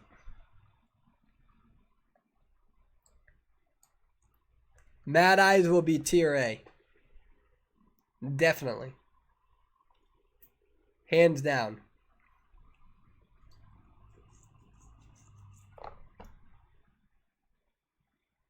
If Madam Red has detention, can her mirror image incapacitate you? I think so, yes. Yeah, the ping. Everybody has that ping on their phones. Do you consider low ranks when you make a tier list? So when we consider a tier list for low ranks, it would be better to rank characters based on their tiers relative to the rank, but it would be very difficult to do that. So like for instance, we know that Dream Witch rank for tiers 1 through 3 is pretty awful. But from tiers 4 to 6 she's amazing, right? That wouldn't lower her overall tier ranking as of now. Does that make sense? So we know that before Feaster actually, so before Feaster's alteration, Feaster had a very high win rate from tier 1 to 3. One of the highest win rates, if I recall correctly. And then from tier 4 to 6, his win rate drastically dropped because people knew how to kite him. Now he's being altered and changed. That's why his curse mark is being altered. And we see that the win rate for tiers 1 through 3 are decreasing, but the win rate from tiers 4 to 6 are now increasing. In fact, fun fact, the number 23 top Chinese hunter on their server is actually a Feaster main.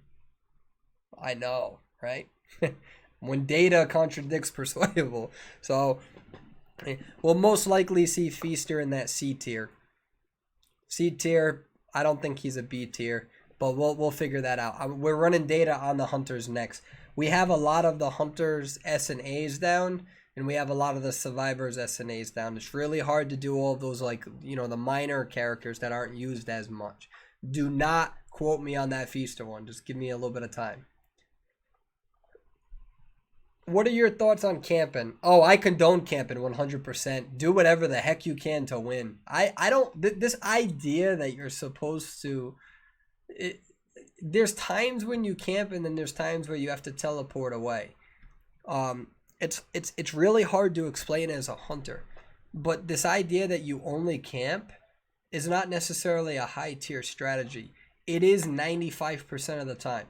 But there's this 5% chance where at the end game, if you know for a fact you've eliminated, you have like maybe one person eliminated, and you have somebody on the chair, and you see one machine wiggle, and there's 3 machines left, and one machine's wiggling, and you know for certain that that is the only machine that's been decoded. Sometimes, not all the time. There's cases like when there's 4 people still alive, where you put somebody in that rocket chair, and you know they're just going to go in, and so what you do is you teleport to that cipher, you kill them. There's times where you absolutely change, but I condone camping. Why not? Why not? The cipher rushing is too fast in this game. It's super fast. You want me to put somebody in a chair and then leave? And it's not Dead by Daylight. It's a whole different game. Now, that whole camping equals report thing is just silly. All right, let's see. It's not a fair comparison. Identity 5 and DVD are completely different games. No, they're not completely different.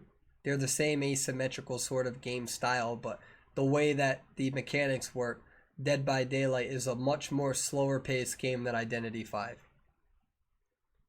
Wu Chang is not overpowered. He's not.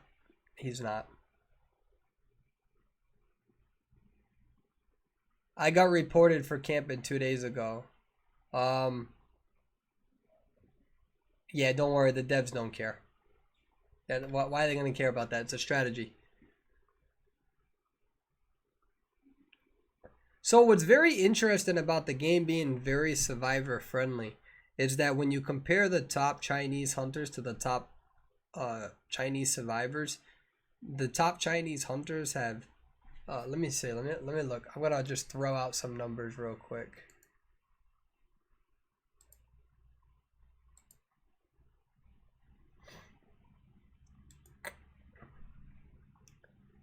All right, I'm going to name the top 30 hunters. You ready for these win rates? All right. From number one hunter all the way down. All right, from on the Chinese server. Remember, they have a bigger sample size. They have queue times every 5 seconds. That's why they have characters, players with 80 stars, 75 stars right now. You know, you'd have US players who play just as much. It's just we don't, you know, we have a long queue time. All right. Anyways, here we go. From first place all the way to 30th, top 30 win rates for all hunters. 61%, 84.42%, that's Alex. 50.62, 50, 64, 65, 42, 36, 67, 57, 62, 45, 61, forgot number 14. 58, 64, 70, 65, 33, 66, miss, 60. The number 23 overall, Feasters, win rate, 60%, 46%, 58%, 54%, 65, 65, missed, 58, 52, 70, 70, 93%, number 34, 93%. You look at the top survivors, it's like 45, 48, 51, 52, 48, 45, 55, you know? So I always thought it was survivor based too, but let me tell you something, on their server, the hunters know how to win. They do. That includes me when I'm getting all pissy because I'm losing as a hunter. Right? Oh, this game's so survivor based. Yeah, no boo-boo, no persuade boo-boo. There's people who are doing better than you. You got to figure it out. I looked at those numbers and it motivated the heck out of me. Okay, so we see that Dream Witch and Ripper have been banned. We have Seer, Mechanic, and Mercenary banned as well. Common strategy again. This is why Mercenary is going to be an S tier character. It's a common strategy. GR, using Dancer. Can we admit something? There's a few things that we can admit. One, I'm super annoying, so I totally get that. But number two, I said Dancer was going to change the meta months ago.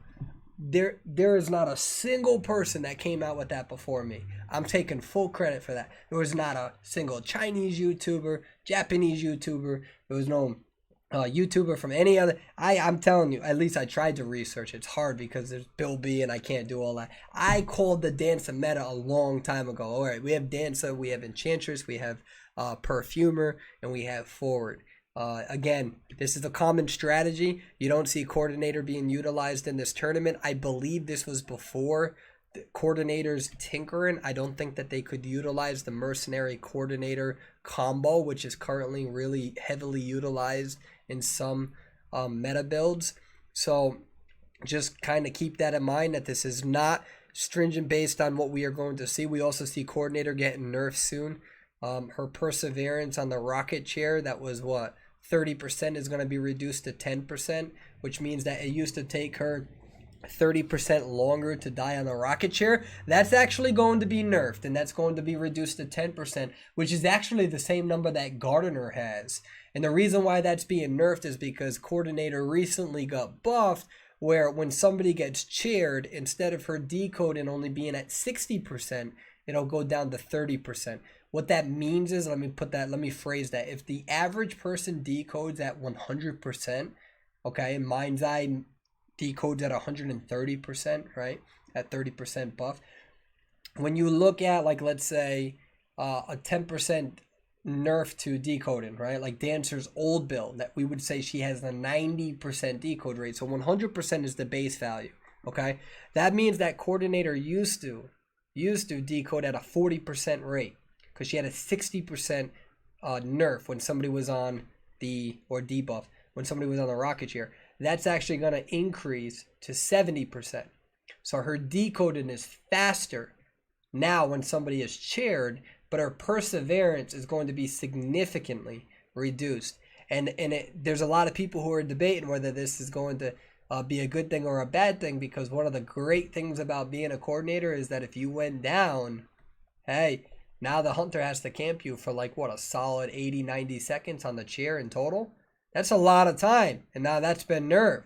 So we'll see if she's still going to be utilized. As of now, we see her utilized. Again, a common strategy with the Dancer is to put that music box down right away. That's kind of how she's been played for a long time. They put the music box down right away, so if the hunter does go after her, worst case scenario, you do not want to be a dancer and not using that music box right away. That's why you're seeing one of the best dancers in the world doing it. And this is how they played in the Call of Abyss tournament as well, and that's how the dancer used the dancer previously. So, all right, so we're going to see the Spider trying to... Now, this is a very interesting move from ITC because Spider does not have a wall build. And so Perfumer wasn't expecting that, and that's why Perfumer didn't try to get there. But this is going to be very interesting to see if he has the patience for this because, yep, she was able to time that right at the last second, able to use these pallets. Very interesting strategy. Good hit from the Spider. And now this Perfumer really needs to decide, what am I going to do over here? It can be very difficult to kite in this area against a Spider if he has the webs to do so. Does a good job moving there. Now we got to worry about the forward. We don't know about the forward's positioning. All right, we have Perfumer who is down. Spider transferring the Perfumer over. Let me make sure that this is not... Okay. Here we go. Yeah, I'm excited for Blackjack as well. I am excited for Blackjack. I'll probably be streaming that eventually. Okay. So Spider's waiting. We did not see that GR, the forward, had enough time to reposition to try to harass. So that's okay. That's going to happen. We have 4 ciphers that are remaining. 3 ciphers that are remaining. Spider does a good job trying to make sure that the forward is not able to sneak in there without her not recognizing. So what the Spider needs to do is really focus on this Perfumer here. Needs to focus on this Perfumer, and forward needs to decide, do I harass or do I not? We see that, let's see what she's going to blink. Does the blink, does a 180 turn, ends up hitting the Perfumer, and Perfumer decides to go over here, and we're going to see if the forward is able to harass. We don't see the forward anywhere near. Unfortunately, because of the overlays, I actually can't see if there's tinnitus. That would tell me if the Spider is confident to pick the Perfumer up. All right, so we see forward. Over there, we see Enchantress doing her thing. Enchantress is going to use this pallet for that boost. We see a left and right build most likely on the Enchantress, but we'll see. And we'll see if he's able to get this hit. He was able to prevent that rescue. Nope. Okay. So, beautiful stun right there. Buys just enough time. He put the spider web down, but was not able to activate it. So, he put the spider web down and unfortunately was not able to activate it. So what I mean by that is that when he tried to maneuver in the spider web, I don't think that he was able to actually get there. So he's going to go after Perfumer again. Perfumer's doing a good job. Perfumer knows that she's going to go down. So she goes into this corner because it brings the spider away. Forward is going to come into position over here, gets a beautiful stun. And now Perfumer needs to do her best to try to keep kiting and trying to get away. That's some very interesting open area because it's very difficult for the Perfumer to get away, but this forward's doing a good job. He gets spider webbed. He needs to make sure he doesn't get pushed back too far. This forward understands that. I don't want to get pushed back too far. That's why he's playing aggressive. One of the difficulties that we saw. All right, there we go. This is Spider's chance to try to pick up and try to get this. Did a good job at being able to recognize that. Is able to eliminate the Perfumer. And this is going to, at minimum, be a tie, most likely, because of that ability to use detention. Now, this is a very difficult spot for the Spider. The Spider does not have a build to block the walls in this area, but the Spider is forced to stay after the Enchantress because this machine has been decoded so much. And this is going to be very difficult for her to try to catch up to this Enchantress. We do not see teleport active for another 65 seconds. And this is very difficult for a Spider to really do too much. This Enchantress is going to be able to continue kiting simply because he doesn't have that block.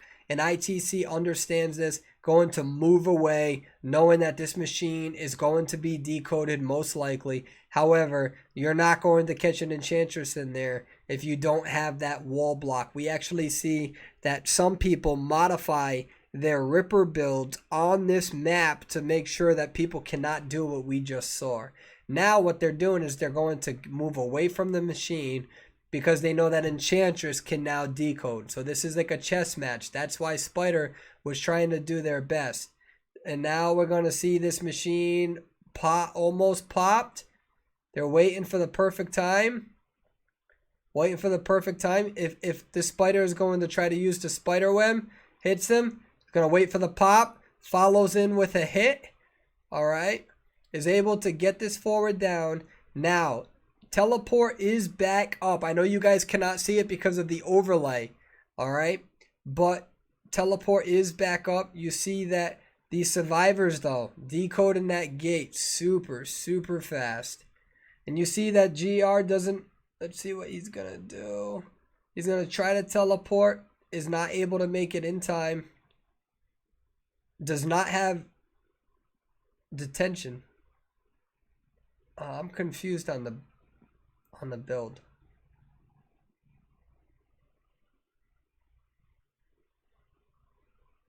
I'm confused on that build. Did he hit? What? There was no detention? They must have known that he didn't have detention. All right, so yeah, no detention. I wonder what build is being used.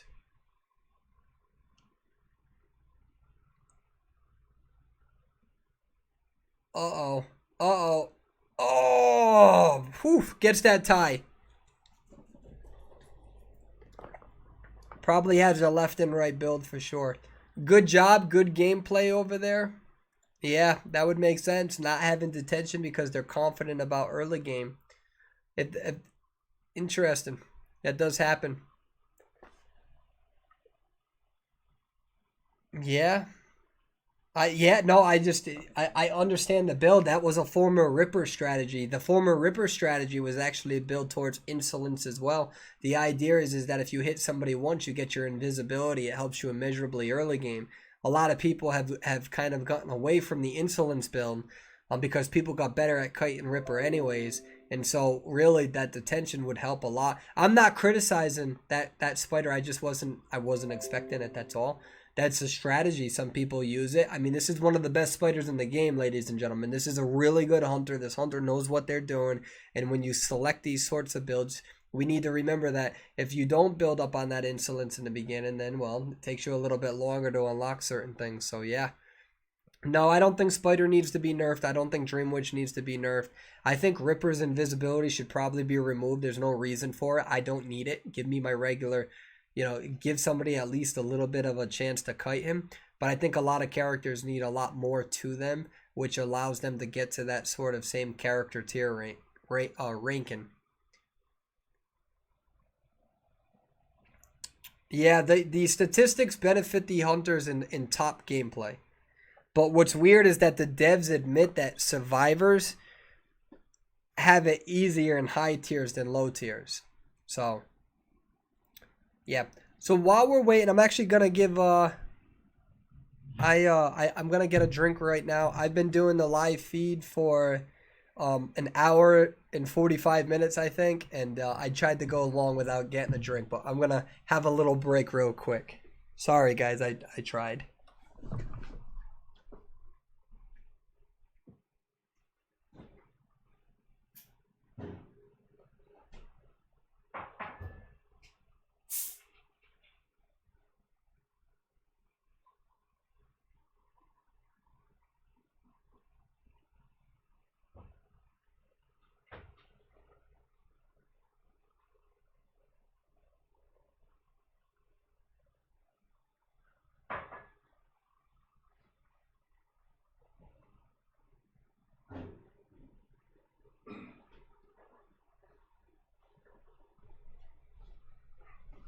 All right, so we see a whole bunch of numbers that I have no idea what they represent. But hi, guys. Welcome back. All right.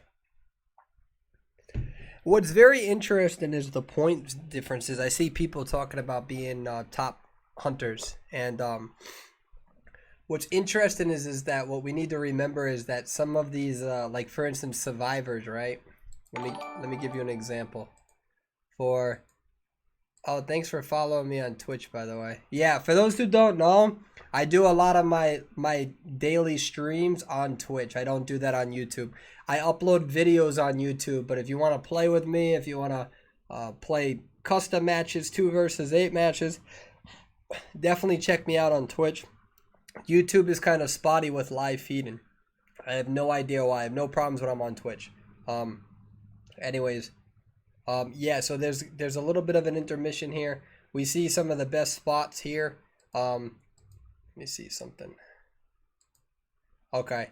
So yeah. So when we look at some of these players, like if you even want to be, so we have players on our server with like 8,000 points as perfumer. And let me see the stats real quick. So like our number one perfumer, I think, is like around 8,000 points or something. Let me see. And over in China, I don't even think we'd be top 100. Let me see what the point range is. Yeah, so they'd be like probably top 90. And that's not a skill thing necessarily. That's just because they have more matches over there. They have consistently more matches. That keeps happening, sorry. Let's see. So what build should I do for Doctor? Clearly, I know now not to do the up and down one. I can't believe you did that. That's hysterical. It depends on how you want to build Doctor. If I'm going to play Doctor competitively, if that was ever a thing, I'd probably still use Doctor left to right. Because you still need the kite. I mean, her kiting ability is awful. She just has veteran bonus, which means she gets hit. So her transitioning is good, but her actual kiting skill, other than the transition hit, isn't that good. So you need to use the pallets and the windows to your advantage. I know people build up, and that's fine, but I wouldn't build up because her healing speed is already good enough. You know what I mean? So if I'm a Doctor, you hit me and I climb a window as well, I get a double boost from that. You're not even going to be able to see my footprints by the time you get done with your attack recovery. And most of the time I'm transitioning back into the hospital or back into the arms factory, and I still have enough time to still heal myself. So my philosophy with Doctor is that when I build left to right. But if you want an objective way, let me make this very clear. I will be coming out with builds and character tier guides, and my guides will actually show you. I've been looking at the character tier guides coming out. The builds are not right. Some of the builds are wrong. So I'm going to come out with builds, and I'm actually going to give you 3 different builds. I'm going to give you the top 3 builds with every single character and how to utilize it. And I'm also going to customize the future guides to curtail to you. Are you good at pallet stuns? Are you bad at pallet stuns? Do you kind of die sometimes, unfortunately, and your kiting is really spotty? Or are you somebody very, very consistent with your kiting ability and you're feeling confident? Those are 3 different builds. It's not about choosing the build that YouTubers tell you to select. Yeah, like go left to right, go down and right for certain characters, but where do you allocate those additional 20 points? I'm going to tell you, and I'm actually going to customize it based on your ability. Hey, I want to play Perspector, but my kiting kind of sucks sometimes. I got a build for you. Hey, I want to use Perspector, and I'm confident that I'm one of the best kiters in the game. I got a build for you. There's different builds. Hey, and so that's what we're going to do. We as long as I'm secured in this house for a little bit on my current medical contract, I have a lot of time on my hands during the weekends to customize these. That's why you see my YouTube videos coming out. And sure, you have the YouTubers who come out with like the announcements of new updates and stuff. Now, I don't really do that too much. I'm kind of like dipping my feet into it a little bit. But I really want to spend all my time doing the research, coming out with the data, looking at the number. That's what built up Persuadable. Was the humor, was the outrageousness, but it was also the analytical aspect. Hey, what are the numbers telling us? Screw my opinion, screw your opinion. What's the numbers telling us? And then how about we talk about the numbers, right? Like, let's disagree on Acrobat, but this is what the numbers are telling us, right? The numbers are better than me and you, right? That's the whole premise of the scientific process. So, and that's what I want to return to. I keep wanting to be humorous. I want you guys to see my overly competitive side. For those who watch me on Twitch, my God, I don't know how you sub to me. If I ever come out with merchandise, I feel like my Twitch subs are going to get free t-shirts with the amount of times I'm yelling at the video game. You know, I try to show all my angles. Try to show all my angles so you guys aren't getting no surprises. I don't. It's funny when there's like low key like YouTubers who are like super nice and polite, but then like when I interact with them on Discord, they're as much of a jerk as what I can be, and I'm like, why do you hide that from me? All these people who think that you're like this super like nice Buddha sort of guy, but yet in the private channels you're talking just as much junk as the rest of us. Get relaxed. Why are you hiding that from your viewers? It's so dishonest. It's disgusting. Hey, Kat, where have you been, by the way?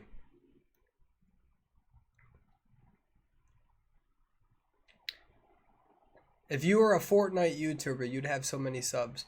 That's totally cool. Yo, remember, this is my first year, right? I think I'm almost a year old. I think I'm a year old on YouTube now. And, we'll take it slow. We'll expand. There'll be other games I can become top player in. In your opinion, does Geisha need a buff? So Geisha right now is not going to be buffed because the devs they want to make sure that all tiers benefit from a buff. So Sky Clown, Sprints Clown. Skywalker has a good clown. Sprinter though, I mean I've played every top clown in the US server ever. I mean I've played everyone. I played DS Sonori when he was #1. I played, Cura didn't really use Clown too much. I've played Sprinter, I've played Skywalker. The most difficult clown that I can say that I've ever faced, I feel like Sprinter deserves that, to be honest with you.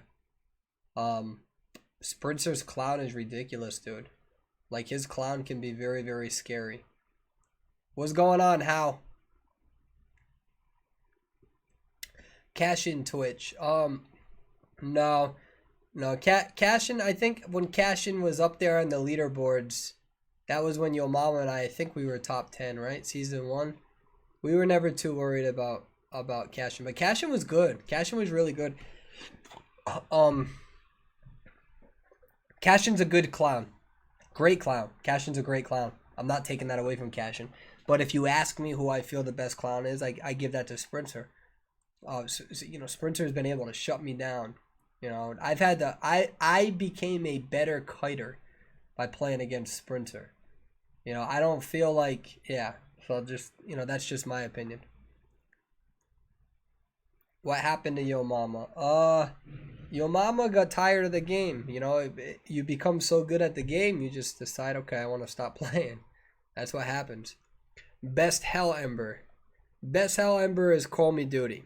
Call Me Duty is the one player that actually brought validity to Hell Ember. Alright. I know Cats is like #1 Hell Ember or something, but I mean Duty's Hell Ember was notorious among high tiers. Right? When you hear Hunter is #1 now in the US or EU, North American, no one's like shocked by it. We're like, all right, like whatever. No one plays a Hunter. What do you expect? Like play him like for 2 days and you'll be on the leaderboard. But over in China, it's so competitive that if you're on the leaderboard, it's like, wow. So, best forward player. I don't know that answer. Probably, I don't know. Probably Duty. Duty was a really good forward. But there's other people that was pretty good with him too. So I don't know. There's not a definitive. I think of Duty when I think of forward too. Best Ripper. I would say the best Ripper would have to be between. I'd say, I seriously think that it would be between Duty and Sprinter. And then next in line would be Blue, race car. That's just my opinion. I have an incredible amount of respect for Blue. And then I would probably, I don't know who comes after that, to be honest with you. Duty or Sprinter? Oh, I see what you're doing. I've never actually answered that question. I always categorize them two together. I never actually say which one's better. I just say Duty or Sprinter. I love them both. I don't know. I really don't know. Let me put it this way. I have practiced the most with Duty. Duty is somebody that I have practiced with hundreds of matches. Everything that I know as a survivor, I've tried to pull against him. There's certain maps that Duty is. If you ask Duty, this is why I really appreciate Duty's friendship. Duty will tell you that he's definitely improved in the one-on-ones that we have done. And I've improved. I've improved more than he's improved because he didn't need the improvement. He was good. When I returned to the game, going against him was hell. It was so bad. So bad. I couldn't. I'm trying to run routes. He's got Ripper. He's got Peepers. He's got these things. But I'm like, ah. You are a good Ripper too. I'm an okay Ripper. I got room for improvement. My win rate right now is 91%. I'm doing pretty good with him. And I'm doing pretty good in 5v5s. I'm usually securing the tie. But there are times where I lose. So, because I do a stupid thing. Or I choose the wrong build against the people. So we see Spider, Ripper, and Dream Witch being banned. It is going to be Sacred Hospital. Did something happen to Blue? No, nothing's happened to Blue. What happened between Blue and Persuade? Nothing, man. He got Blue was busy, dude. Blue was busy with Boosted Clan, and there were some people that annoyed me in that clan, so I just stayed away a little bit, and that's it. I would love to do a live feed with Blue Race Car, with Call Me Duty and Sprinter. All four of us, or me and Duty and John Zhao and Blue Race Car. I think that would be fun, right? Or me and Grizzly and Duty and Blue. That would be a fun one. Oh, you know what? Actually, I think it would be fun if we did me, Blue, Grizzly, and Caps. I think that would be revolutionary. I think that would be an awesome feed. Or actually, we could do John Zhao, Blue, me, and Grizzly. I think that would be really fun. I think there would be a lot of yelling in that. Yeah. Purse, this may sound dumb, but how do you get better at hitting the basics of Ripper? I'm better at hitting the Foggy Blade than the basic. So what people don't know is that you can start your charge attack and then you can let go and it's still charging. So you don't have to like, oh, Doctor was banned, by the way, because most likely this hunter is choosing Photographer. Anyways, when you start your charged attack, I think that you can actually let go of the attack. And what a lot of mobile players will do is they hold the attack and then it's hard for them to turn around. You can charge the attack up and then once it's starting to charge back, you can let it go and have a better angle. I kind of get juked with Ripper too sometimes. So I'm practicing that as well. So we're in the same boat. So we see Magician, we see Enchantress, we see Mercenary, we see Perfumer. We're going to see most likely Photographer. That's why Doctor was banned. Yep, and we see Photographer. I forgot the stats on Photographer. Let me see something. People are asking. Photographer will most likely be A tier. Let me see if I can get the stats on the Photographer right now. This is why you guys deal with me. So, actually, to my knowledge, I don't think there's a top 30 hunter that prioritizes with him. But, like, I know the number 3 hunter in China uses Photo as their backup with a 50% win rate. So, Photographer is usually like a backup for a lot of people, number 27. And there seems to be a Dream Witch and Photographer combination. A lot of people who like Dream Witch end up liking Photographer. Number 3 and number 27 are exactly the same. That does not mean it's causation. By the way, somebody was asking what rank is the best Wu Chang, and that would be number 26 overall. So there is somebody ranked 26. I know the number 6 hunter likes to use Photographer as his third. Remember, we just used their data. We just use the data of that server just because the sample size is bigger. That's it. Usually if the sample size is over there, it tells us a more accurate measurement. Who's the best Dream Witch right now? I wouldn't know because I ban Dream Witch every single time. Because for some reason, people still don't really know how to counter her in our tier 5s, which I don't understand. But I mean, it's legendary rank. We don't have communication. It's hard.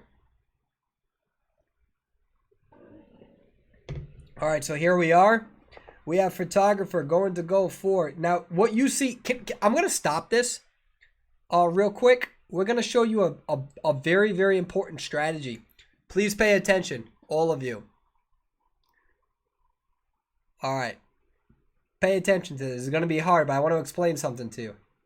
All right, so watch this close. Look at the my big head's in the way. Hold on 1 second. So I'm gonna show you guys something. Okay, so you see this map down here, right? All right, so he is spawning, I think, relatively around Arms Factory. Not Arms Factory, I'm an idiot. Just give me a second, hold on. I wish I could zoom in on that, but I can't. Okay, so you see where he spawns, okay? The survivors, let me move this mark. Watch where he spawns. You see that red mark? I can't edit that. I wish that I could. Is there an option, man?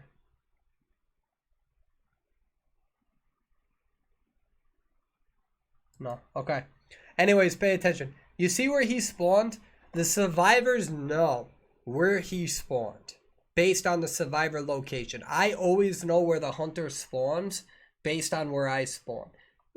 On most maps. Moonlit, I got caught off guard the other day, spawning by last stop on roller coaster, not realizing that he could. Anyways, so what you see is, remember what I call transitional chitin? Remember? This is what transitional chitin looks like, and it's a monster for hunters to deal with. All right? So pay attention. You look at the red arrow. Now look at the blue arrows, okay? You have one right here. You have one right here. Usually when you have two that spawn right here and one right here, usually they're relatively around big statue. Okay? And usually, but that's not necessarily always the case. Anyways, here's what's going to happen. They know that his main strategy is to go to Shack. So instead of engaging with him, they go this way and they move this way. So they're going to move away from him. And as he's moving this way, sometimes you'll see this guy transition this way. So, but a lot of photographers, they don't like to go this way, because if they go this way and this dude transitions over here, then it's the same thing. So this is really difficult for a hunter, okay? Now watch their movement, okay? Watch this movement. You're seeing this right here, moving away. Don't even pay attention to any of that garbage. Look at this. Moving away, moving away. This is what transitional chitin is. This is the difference between this is the guides that I was trying to tell you, all right? And you can see it right here. Okay, I'm gonna move my big head. You see him transitioning away, and you see them over here and them in here. So what they're doing is they're really, and here's the build for the photographer. Okay, this is the popular build. You have the 25% attack recovery. We got Trump's card. Okay, we go down. He builds this to prevent a 4-man victory. That's very important for competition. Hunters, pay attention. Use this in competition. This right here. I'm not saying this build. This right here. Use this in your competition. You do not want a 4-man escape. You need to get a kill. Use this.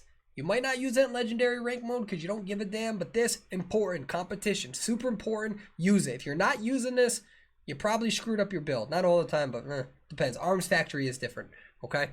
On a map where it doesn't benefit you, like Sacred Heart, use this. All right. And so, what we have down here? Let me move my big face. Oh no, wrong one. Oh yeah, I see what you guys are talking about. We'll move this down here. I probably should have done this a while ago, so we can see everything. Okay. So what we see here is we see him starting to kind of intervene, and as he's moving over here, the survivors know, and watch them transition. Look at them still transitioning away from him. So they're moving relative to where they know where the hunter is. This guy is their choke point. He's still telling them, I'm not getting any sort of indicator. And because they know that he's not going this way, and because you have him choking off the middle of the map, you have this section that's not being utilized, and you have this guy who has this. That means that out of a process of elimination, he's back over here. This ain't me. Yo, this happened during the tournament. This ain't me. This that happened during, somebody screwed up. Somebody got a stern talking to by NetEase. All right, so we don't see the map anymore. Yo, when that happened, I started dying. Yo, I was like, yeah. So you see a lot of hiding, a lot of transitioning. I wouldn't do this move though, but now he's finally going to engage in the match. and he knew that he was able to see her, okay? That is what we call transitional kiting. That is what will make you a top tier survivor. That is why top mechanics, they know I'm in a bad spot early game. I know Hunter's coming over here. I need to transition away. And that is super important. Do you know how to do this, ladies and gentlemen? Play Hunter. When you play Hunter and you try to get good at Hunter, you know, okay, I'm going to go this way because I've played this match so many times. I'm going to go this way. I'm going to go this way because it's the closest survivor. When you spawn there as a survivor, you're like, oh, damn, I'm in this spot. I need to move out unless you want to kite. In some positions, you don't have enough time to transitional kite. Transitional kite worked well in their favor based on the spawn point, but if the photographer was that big statue and they're right over here, a lot of times they'll transition into the hospital if they have to and allow the photographer to go all the way to the side. Transitional kiting is super important because if you're not the best kiter in the game, that's okay, but if you take 30, 45, 30 seconds for the hunter to find you, even if you kite for 30 seconds, you still wasted over 60 seconds of that hunter's time at minimum.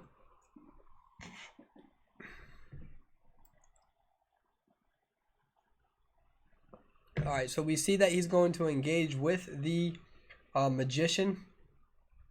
So you'll notice that the magicians in their server, they don't get terror shock.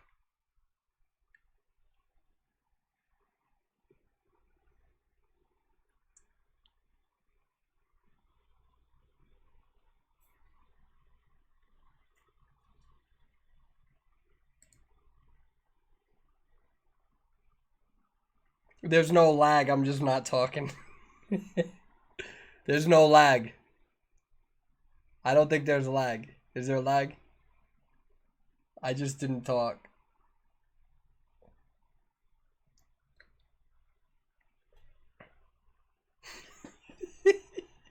All right, so photographer did a good job getting that. I'm not laughing at magician. I'm laughing at something different.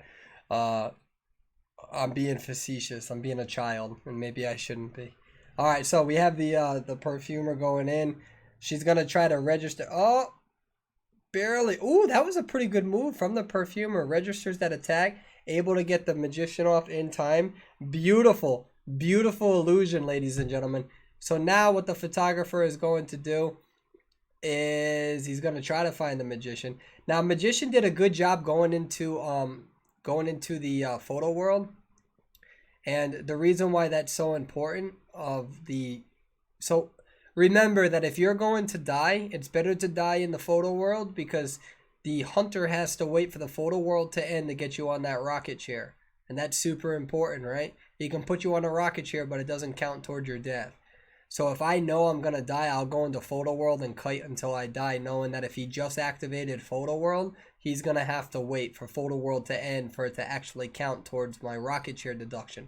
So sometimes if I'm in a bad rocket chair location and I know I can't kite, I'll actually prioritize running towards a mirror image or photo world rather. I'm thinking of Madam Red. That's the problem.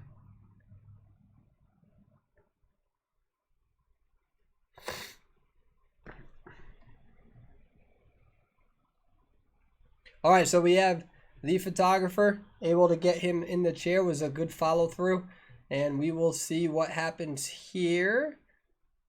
I'm going to put a little bit of distance. They're at 3 ciphers. They know that the end game is to their advantage.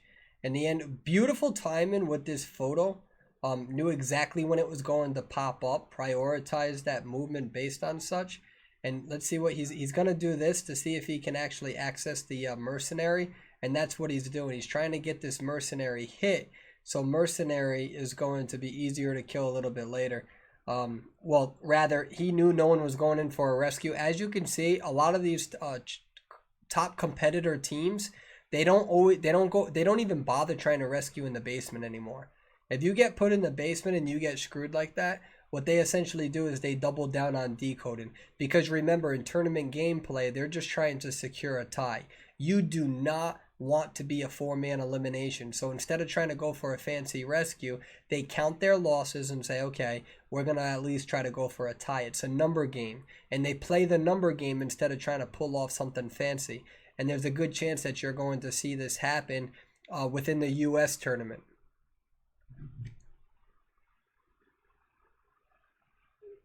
They're down to one cipher. Mercenary is knocked down. We also have the Perfumer that's injured, and we also have the Enchantress that's injured. And they're going to have to pull something here. ITC doing a very good job against some of the best survivors in the world. Photographer is going to bring them over here. You see a lot of that transferring, and we're going to see if Enchantress can pull anything off here. Most likely not. Photographer is going to get Mercenary back into that chair and is doing a good job at managing these ciphers. Really needs to do a good job at trying to suppress these folks. And what they're doing is they're playing the number game again. And so they're going to try to go for this last cipher. They do not want to give up a 4-person victory. And we'll see what happens. And does a beautiful job. Beautiful blink as well. But pops up the machine. And this is where she's going to try to go in for a rescue. She gets the rescue. He tries to do a charged attack. Now remember, Enchantress has 2 out of 5 stuns left and knows that she can use it to her advantage. Mercenary using the elbow pads, trying to get away. This is a very awkward spot for the Mercenary. He better hope he has another elbow pad. Messes up the elbow pad, unfortunately. That happens sometimes where you're trying to go forward and it goes backwards instead. And that really, hopefully he can secure enough time utilizing that. But it doesn't matter because Photographer does not have any teleport ability right now. It's on cooldown. I think he might still have, let's see what he does. He might be preventing this. He's going to go towards Enchantress. Excuse me. Decides not to go after the Enchantress and instead maybe thought that the Enchantress was going to get that down. That's a very interesting move.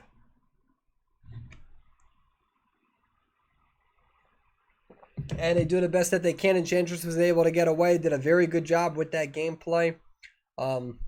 Good job at securing a tie, making sure that what they did not do is go into that basement to do an unnecessary rescue. I don't think I'm not sure if it's a stream lag or it's moments where I stop talking. Because there's moments where I stop talking. I think I talk so much that when I stop talking, everyone's like, "Oh my, what happened? Is the stream lagging? Is he okay? Is he having a heart attack? What's going on?" Persuadable is actually keeping his mouth shut for 5 seconds.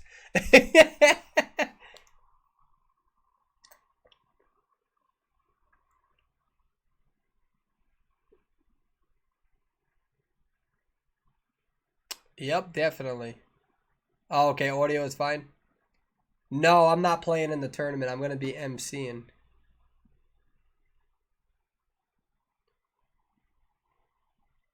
I stopped talking for that. Yo, is Persuade okay? What's going on? Yeah. Oh, is there stream lag? Okay. Guys, don't have your stream on auto. Make sure you hit that gear. Don't hit auto. Hit 720.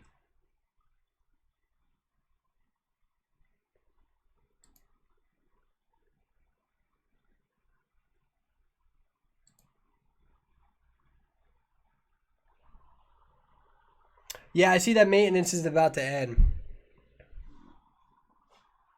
Jokey. Hey, Jokey, are you going to be competing? Persuadable, when are you going to participate in a tournament? Well, so I technically won the first US tournament that they had.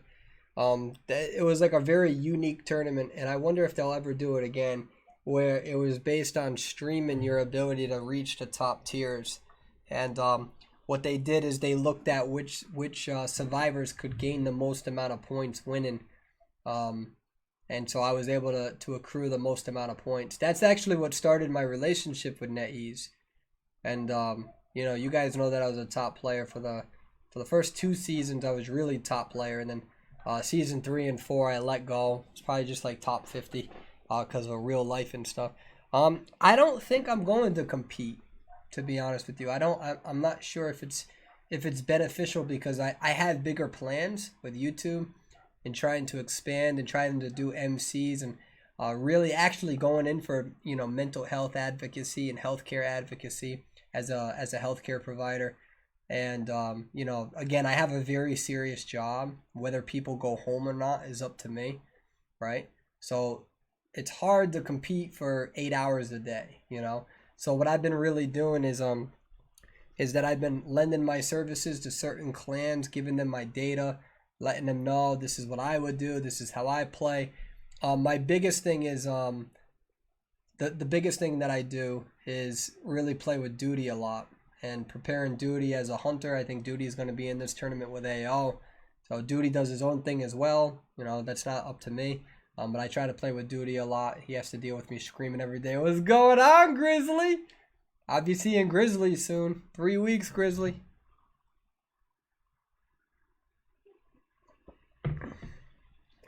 Grizzly, I cannot wait to see you again.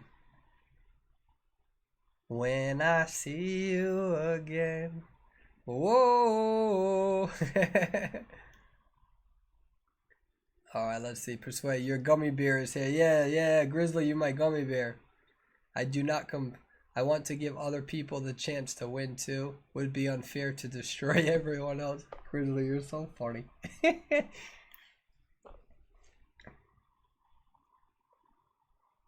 Oh, thank you, Dracula. Hey, I appreciate the support from everybody. That's super nice.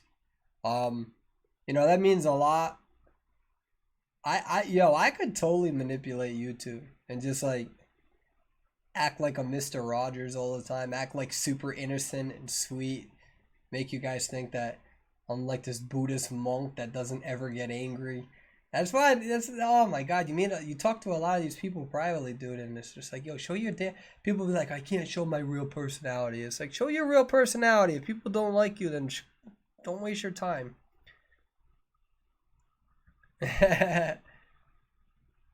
All right. Yeah, Grizzly, I can't wait to see you again, buddy. Well, so Grizzly will tell you I'm even more nicer in real life. I'm actually even more nicer in real life. I'm abrasive like how I am on YouTube. I got like a little chip on my shoulder sometimes because no matter what you do or say, people complain about it. So I have like a little chip on my shoulder sometimes. Like, yo, I don't care. I'm gonna do what I want when I want. But like in real life, like, yo, Grizzly will tell you, like, yo, I'm super. I can be aggressive. You've seen my aggressive side, but I'm super nice. If you ever need to talk to me in real life and I'm like in the vicinity and you're like, yo, like, can we sit down? Like, I'll drop everything to talk to you. 100%. 100% of the time. I'll drop everything to talk to you. Make sure you're all right. Yeah, Grizzly, we almost got in trouble at the hotel. Is there going to be a giveaway? Nah, not right now. See, I want to do giveaways. I do, but I don't want to attract that crowd. You know what I mean? Like the minute that you do giveaways and all that stuff, the minute you do giveaways and that's the only thing people want from you, and then it's like using me for my dad bod, you know? What's your real job? Did you say you're a doctor? No, I'm an occupational therapy practitioner. I specialize in rehab, both in pediatrics and geriatrics. So like think of your grandmother has a fall and she has to go to a nursing care facility because she needs to be rehabbed up, or your father has a double hip surgery, or your cousin got a knee amputation, or somebody has COPD, or your grandmother has dementia, and somebody has Parkinson's or MS or any of those diseases, HIV, anything. My job is to rehab you up, and then when I build your body and your mental cognition and your perceptual skills, and we look at your overall body, make sure you're not, you're safe. I look at your overall body after rehab, and it's me in physical therapy that kind of look at you and say, okay, you're good to go home, or hey, I'm very sorry to say this, but it's my recommendation that you should have assistance going forward. That's a very tough discussion to have. A lot of these people, they were able to provide for their families their entire lives. They were working class people. They were independent, and now you got some young man saying, hey, just so you know, the data is showing you're not safe to go home yet, or you're not. I would recommend you not going home at all. It's difficult. It's a difficult. So every day you're rooting for your patients. You have a lot of rehab. I go in every day, I'm rehabbing people up. We're trying to build their strength up, trying to build up their ability to walk or move or whatever the case may be. It's a hands-on job. My back is killing me today. I'm lifting people up. Sometimes you have people weigh 400 pounds and I'm the one that needs to get them up sitting out of bed. Nursing does a wonderful job making sure your vitals and everything is great. CNAs are beautiful people. They make sure that you're taken care of. and you're cleaned up, but it's my job to get you independent. It's my job to get you working. So imagine you get a double hip surgery and 2 days later you're seeing me and I'm like up out of bed. You know, you're in pain, you're tired, you're sore, you just came out of surgery and you got me saying up out of bed, well, I don't want to work out today. Well, hey, there's things I don't want to do either. I need to get you healthy and out of this room. So it's a tough field. It's a tough field. You get attached to your patients. You want the best for them. And then sometimes you're the one that has to deliver the news to them. By the way, it's just my recommendation. I don't think, or hey, by the way, you're driving. You know what that's like to drive your whole life and then somebody tell you you're not safe to drive anymore. It's tough. But you know what's better? You know what's better? Being able to get people back home. Getting people to be able to put a shirt on again. You'll have like a woman with Parkinson's and you ask her, right? So she has Parkinson's. They have very sometimes poor coordination, right? Their hands tremor and like they know what they need to do. I want to grab this glass. I want to grab it. I know I want to grab it, but I don't know how to move my arm for some reason. But my muscles are good. My muscles are good. I'm strong. Why can't I move my arm to this glass? And the reason being so is that on a Parkinson's level, that coordination, sometimes in the basal ganglia and all the, well, that's more balanced, but it depends on what we're talking about, but they can have an issue with controlling their limbs. And all they want to do, I had one patient, the only thing she wanted to do was be able to put a bra back on. She didn't want anyone else to put a bra. And you think about this as like a young teenager, and you're like, why is that even a big deal? I put mine on every day. And you realize when you get older how much you miss those things. Like your ability to wipe your butt, you're going to miss that when that's gone. Yeah, I can promise you that. Your ability to put your shoes on, your ability to put your shirt on, your ability to put something in the microwave and just walk casually and get yourself a drink, all of those little things that you can do, you're going to miss the hell out of them when they're gone. And there's a good chance that eventually they will be gone in life. So that's why like people ask me why I'm positive, and I'm positive because I'm thankful. Like I'm thankful that I can walk right now and go get myself a glass of soda. Whereas like if you're in a facility, you gotta wait 20 minutes to come to a call light to fill the cup up. So that's my job, and I love it. I love it. I love motivating people, and I love telling them, hey, it's time for you to go home, baby. Time for you to go back to your wife. Yeah, can you imagine that? Can you imagine me as your occupational therapist? You're sitting there, you're all like timid, you're like, where am I? Am I gonna be better? And all of a sudden, Persuadable kicks the door. Pop, pop, pop, pop, pop, pop, Persuadable. I'll be your occupational therapist. We're gonna get your booty jiggling. All right, on that note, I'm gonna get a drink.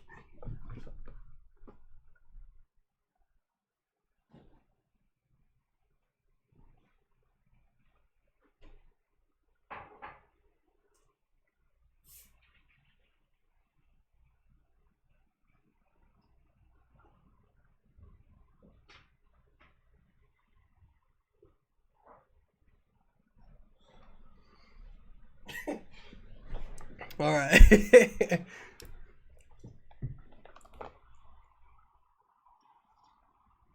All right, what other questions do we have?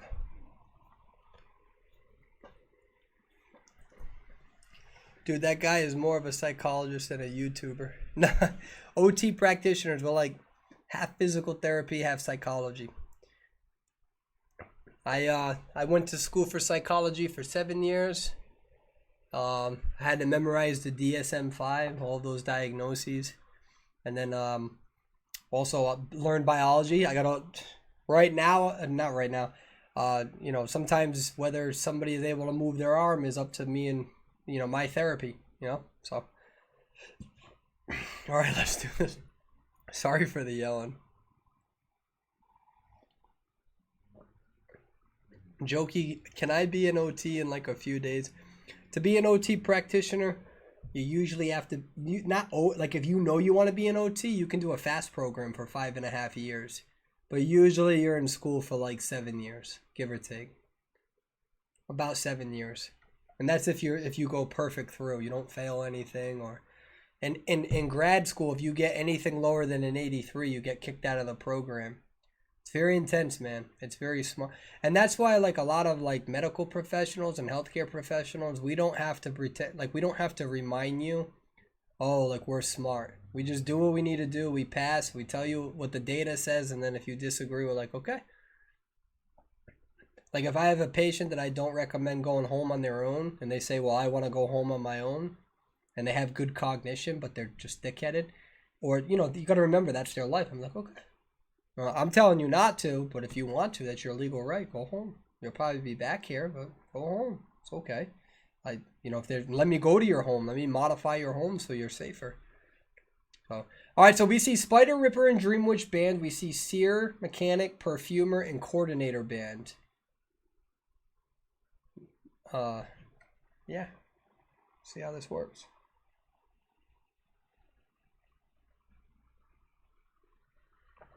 That's actually my computer fan. All right, let's see what we got going on. We got PPX. We have PPX is one of the best hunters. I honestly want to see Call Me Duty in the Nationals, international tournament. I think Call Me Duty has the potential to be on PPX's level. I'm calling it now.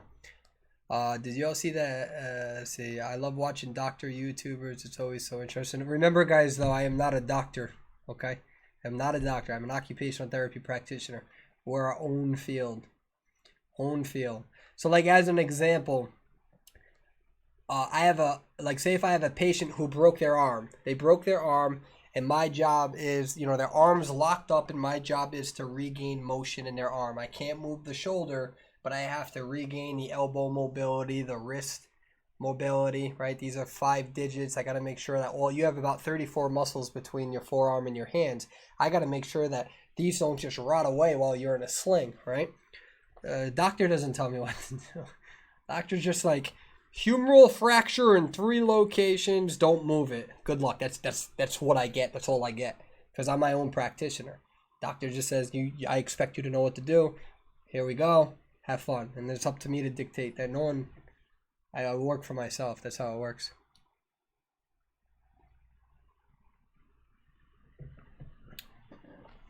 I actually appreciate you guys asking questions about occupational therapy, because it's important that I advocate for the field and let people know what we do.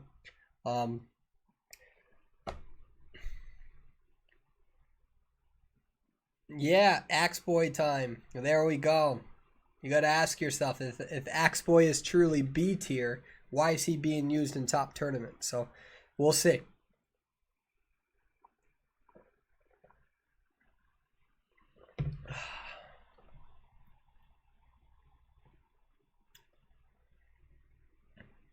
Oh yeah, I could talk about my occupational therapy. I try to balance the YouTube between talking about my professional career. I don't want to be too overly professional, guys. I like the fact that YouTube is my outlet. YouTube is like my outlet for like my inner child to come out. Because for a living, you know, you got a serious job, man. It takes a mental toll on you. You have patients who die. You have patients that you have to say they can never go home again. You know, these are tough conversations. You've been working with them for 3 months. You know everything about them. So, like, there's times where I don't want to be a YouTuber and be overly professional. All right, here we go. So, we have the Mercenary, we have a Magician, we have a Prospector, we have Enchantress. We have Axe Boy. I've been playing Axe Boy a lot. I really do like Axe Boy. I think that he has the potential to be A tier. But for right now, he's between that B and A tier. He's going to use that, and we're going to see. Nope, he's going to get stunned. Prospector does a good job at timing that correctly. He's lucky that the Prospector did not. I'm sorry, he's lucky that the Axe Boy didn't swing. He's going to use those magnets. He's putting that branch down. You get 3 branches, and when he hits somebody like that, I'm surprised that didn't register as a hit.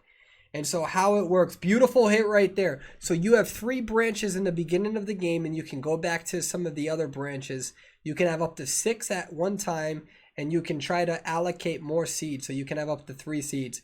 In the beginning, okay, beautiful blink with the 180 spin. In the beginning, if you can hit somebody with the orb on the way to you, so you suck an orb in. If you can hit the survivor, right, so you have to like angle it correctly, it actually will injure them. If you can't, then you absorb it in and it increases your speed. Now, the other thing with Axe Boy is that if you use, once you have max presence, you can suck the orb in and try to hit them, and then if it fails, you can shoot it back at them and shoot it kind of like a foggy blade, except a lot faster. So that's how you play Axe Boy. He doesn't build his Axe Boy with insolence. Some people do. I don't know what his build is for this. We can try to go back real quick, but I don't want to interrupt the gameplay. And so we can, can you guys see? I think you guys can. Okay. So he's gonna hit that mercenary. He's doing a pretty good job, but they're already at 2 ciphers because the cipher and it's ridiculous. He's gonna use this right here.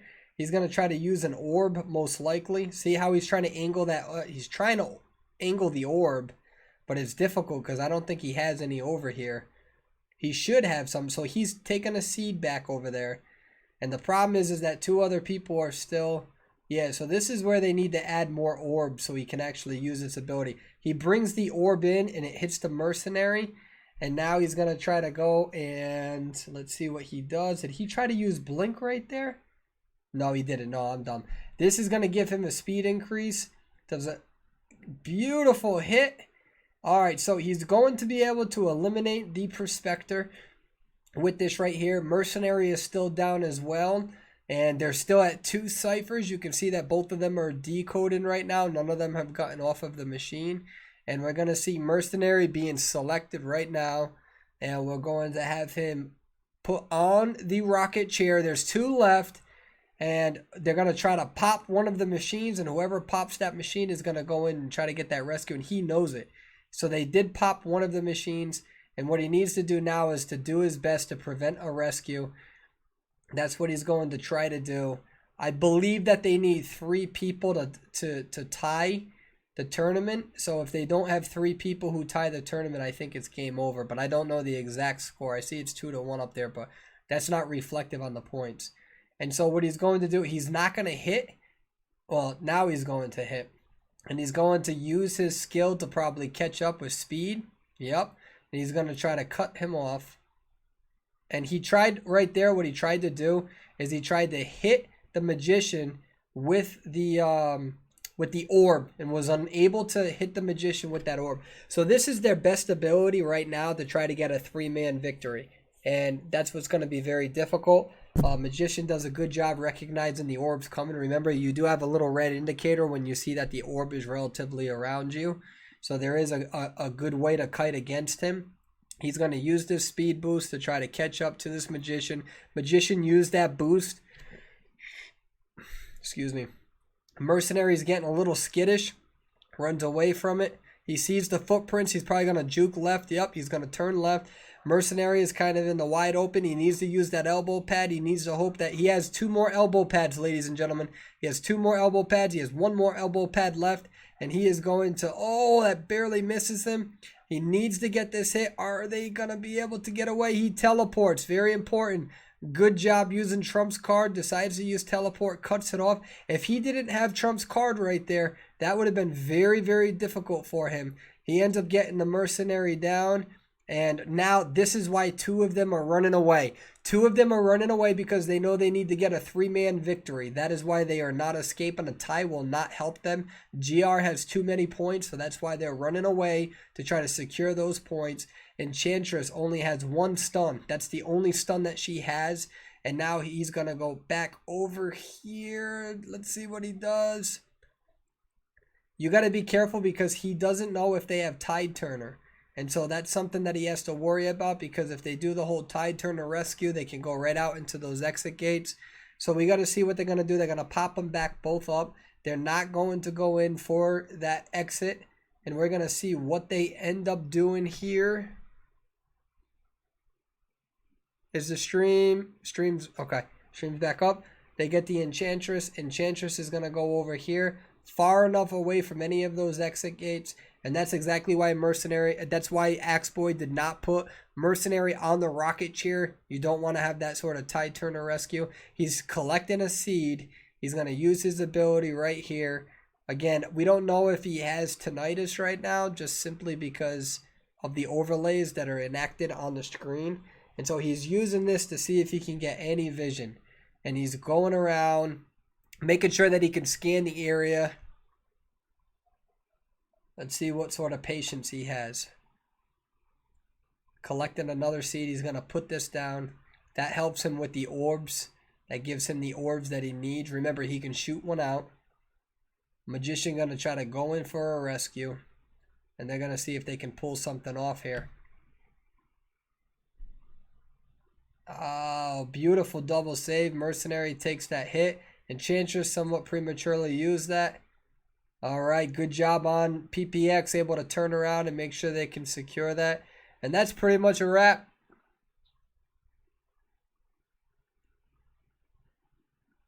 Enchantress back down.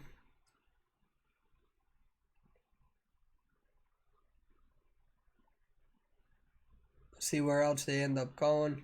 We have Enchantress. He's going to pick Enchantress back up. Puts them on the rocket chair.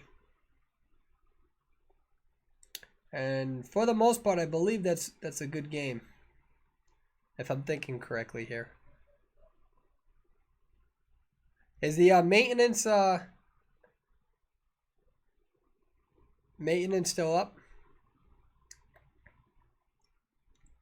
Well, remember that if this was a regular match, they would have been able to tie.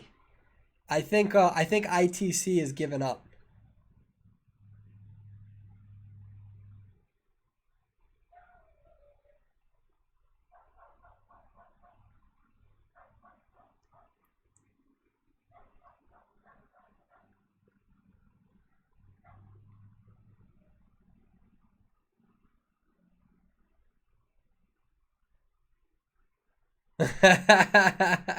I had a feeling. I was like, this. All right.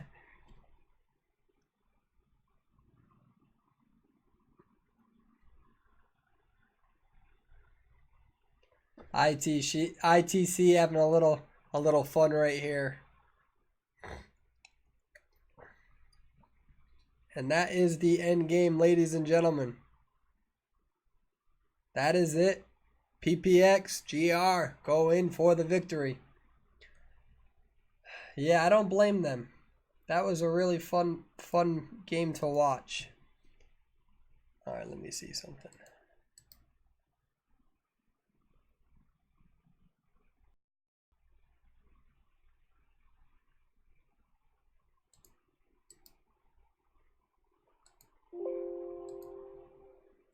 All right, guys. So,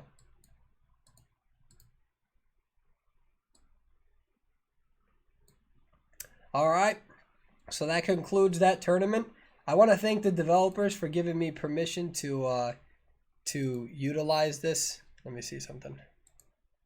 Because they could have said no, and they didn't. They allowed me to do the tournament. And one of the things that we might do in the future, I'm going to talk to the dev team about it, is possibly allowing it so hold on, I gotta burp. Allowing it so when the official Chinese tournaments are happening, we can do some sort of English commentary over it. I think that would help their market and expose them. I think that would be pretty cool to do that. So yeah, let me see. All right, listen, I'm going to get going. I actually have to finish the character tier list. Do you guys want to see a sneak peek of what I'm working with?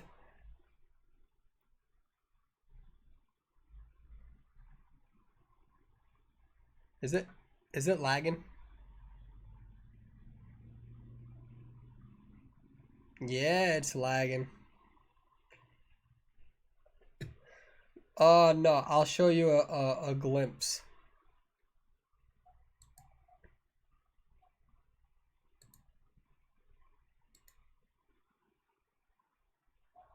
Give me a second, okay?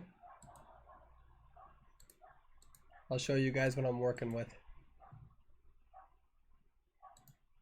I put my thing down, flip it, and reverse it. It's your flip it. Alright, hold on. Missy Elliott. Yo, back in my day, Missy Elliott. I'm just kidding. Alright, hold on.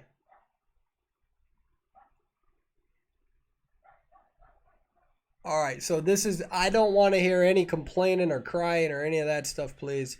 This is not finalized, but This is my way. I told you guys I was working on a character tier list a long time ago. And so the reason why I'm showing you this is to prove to you guys that we have been working on it.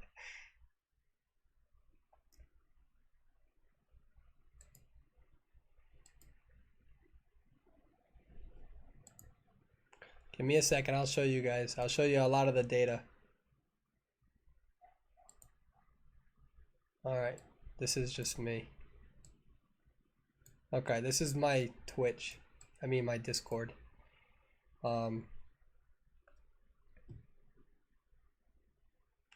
Let's see what we have here.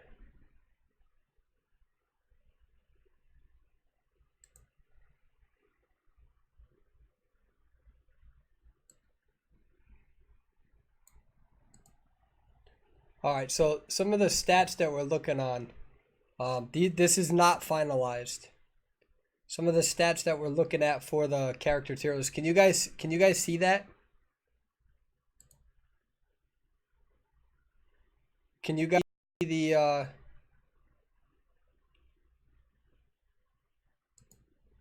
let me break this off.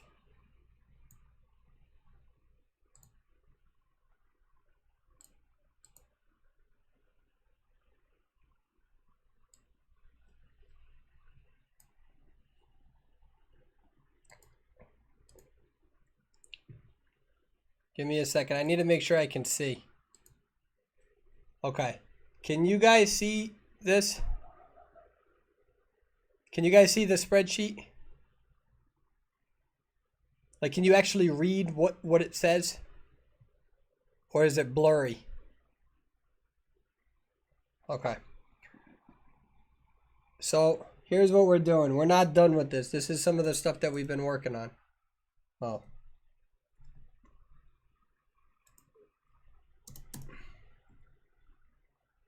Okay, so some of the numbers that we have been working on, I'm going to show you some more stats in a second, okay? Let me just make sure that I can see this.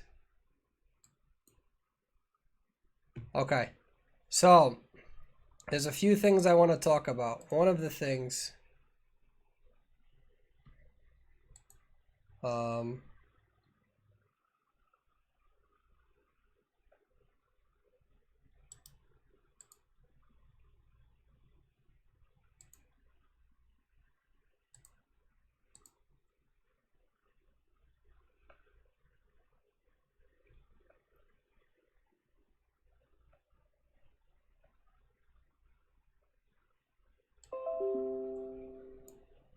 just give me a second, guys.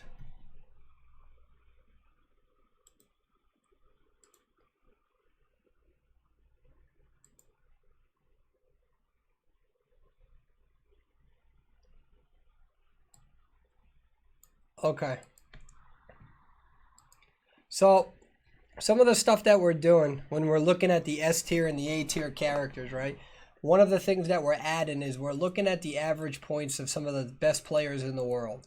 And what we do is we look at these points. This is not the single variable. Let me make this clear. This is not the single variable. But what we're doing is we're considering using these to see, hey, how high are these mains in the most competitive atmosphere actually going? Okay? And there's flaws to using this methodology, but it's one of the variables. So some of the things that we're looking at, this is this maybe beer tea. So what we're looking at is we're looking at what are some of the best survivors using. We're also looking at which characters are banned. We know that Seer's banned first. We know that Mechanic is banned second. Okay, we know that Mercenary can be banned. We know that Perfumer is used a lot. So if you ask yourself, how do we calculate these things? How do we calculate these? Well, we have data from Call of Abyss. And we don't only use Call of Abyss anymore, okay? But it's a reference point of when we could see what the ban rate was, what the pick rate was, what the team escape was out of all of the Call of Abyss 2, okay? And that's super important when we can use this data as an idea. Like we know that Priestess no longer applies, right? We know that Priestess, the pit ban rate is no longer 33%. It's no longer 25%. The team escape percentage shows us what the average amount of survivors are gone. But when we're looking at top tournament gameplay, we can see what is the ban rate, what is the pick rate, right? So we see that Ripper was banned second most amount of times. We see that there was 92 games. We also have, that's just there. We have Call of Abyss 1, the digest for this as well back in the day, where we see Perfumer. If we see pick rate, 86% of the time. Now, this was win rate. This did not include ties. This was pure wins. And it was difficult using this number because the number looks so low because it did not factor in ties. Okay, same thing with the win rate over here. It didn't factor in ties. So that's why we ended up changing to an elimination rate. When we look at the character tier guide, we look at Call of Abyss 1. We look at Call of Abyss 2. We're not using that as a main outlier, but we also, not outlier, but we also look at what's being used now, what's changed. Like when we look at Priestess, when we see Priestess, we see that there's one guy that uses her as a backup, but there's no primary top. And we see that the average points can be anywhere from 9,706 to 5,180. Okay? So we look at tournaments. We look at the Call of Abyss. We look at Call of Abyss 2. We understand that buffs and nerfs have happened since then, so we take that into consideration. We use all these numbers. We got this. We got charts. Look at this. We got charts. We got, oh, that was my first thing. So we got charts here. We got numbers for Call of Abyss 1.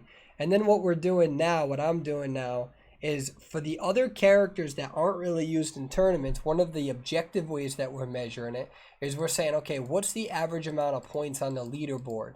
Who are the best people in the world using this character? What rank are they overall? That shows that these characters are still performing at high frequency rates.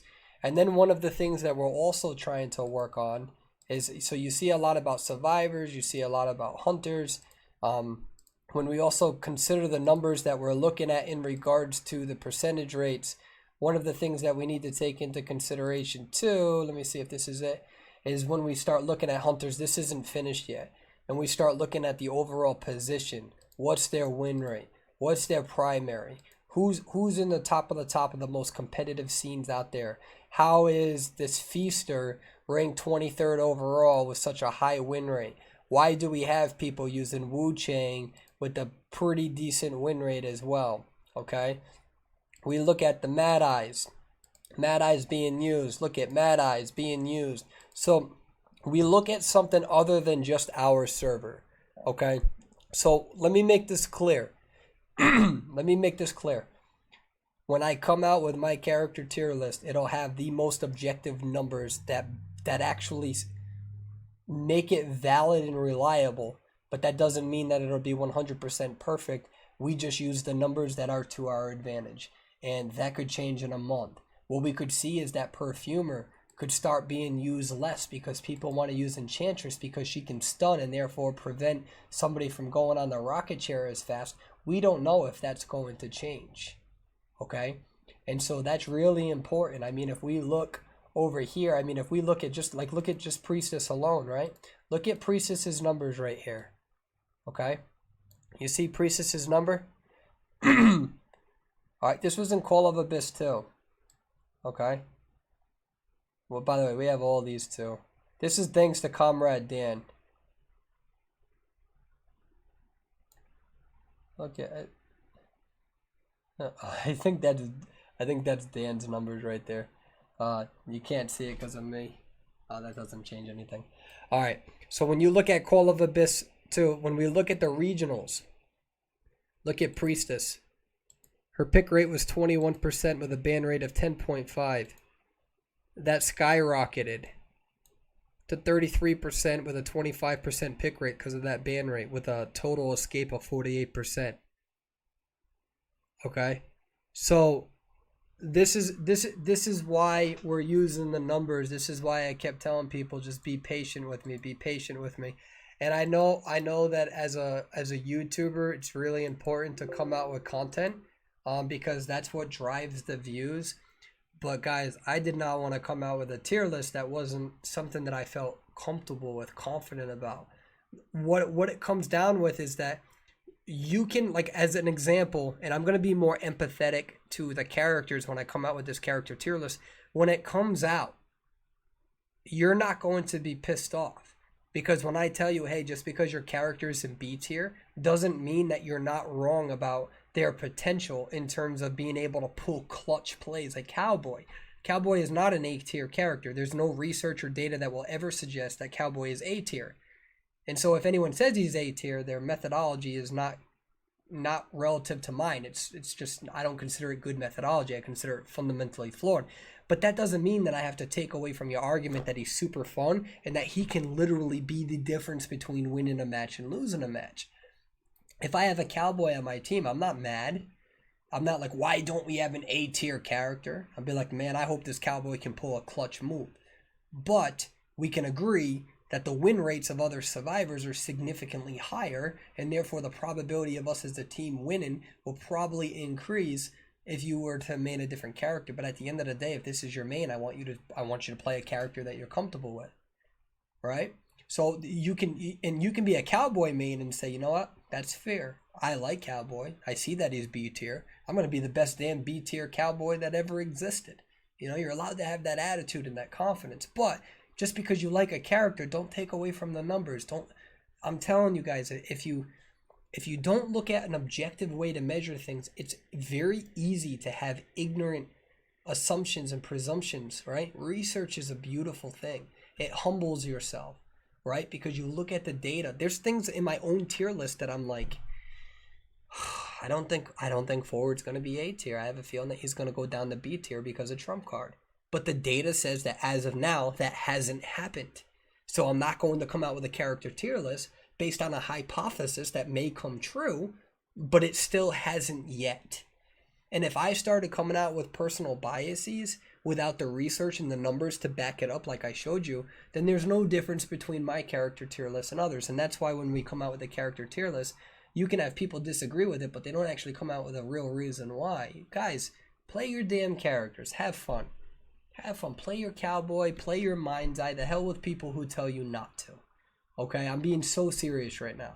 But when it comes to numbers and objective analysis, you shouldn't be allowed to take that away from me. Let me look at the numbers. Let's quantify this to the best of our ability. Remember, the scientific process, when it comes to research and numbers like this, if it's not a hard science, like observing two molecules interacting and knowing how that interaction is going to occur, when we're using numbers, when we use p-values, we mean this is 95% accurate. Right? I'm not giving you a p-value on this research. I'm not running data that hardcore into it, right?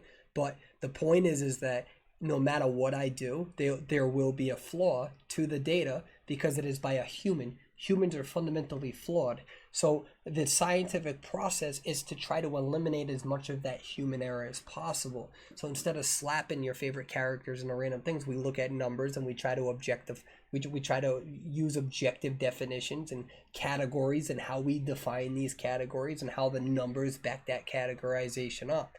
And at the end of the day, you don't have to get mad because your favorite character is a B tier character. B tier is perfectly fine as long as I define B character in the right tier. You're not actually pissed off at the B tier. You're pissed off if I say B tier sucks.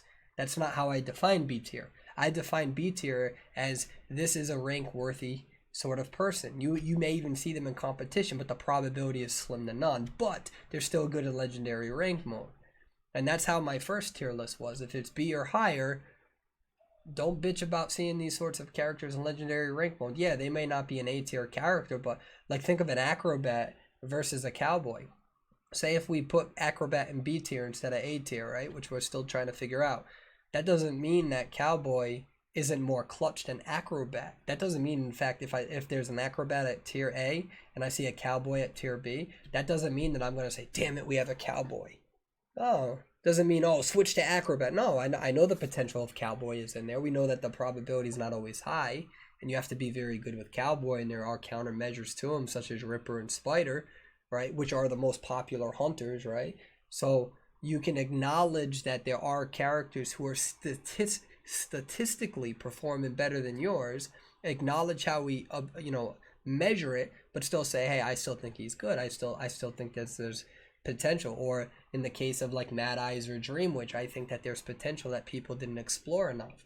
If I just main Cowboy for 3 months, I bet you maybe I can lasso every single time and guarantee an 85% victory. Prove us. That's the point. Then we can change it. Prove us. Don't bitch. Don't cry. Don't yell at me. Don't tell me I'm stupid. Prove me wrong. Show me the data. Do it. Do it. I'm rooting for you. Oh my God. Can you imagine? That's good for me. Because then I could be the first person to upgrade him to that A tier slot. And then we could revolutionize the meta, just like what we did when I came out with the first tier list and I told people Thief was S tier at the time, right? Nobody believed it until they started playing with him, because he was at the time. People thought Gardener was the best and she wasn't. So we can revolutionize that meta if you can prove it with numbers and hard data. But just because it's your favorite character, you like their skin, or you think they're hot, weird animation characters, come on, but give me something to work with. I will be your biggest fan. Just give me something to work with other than, oh, it's my opinion. That sucks. My opinion sucks too half the time.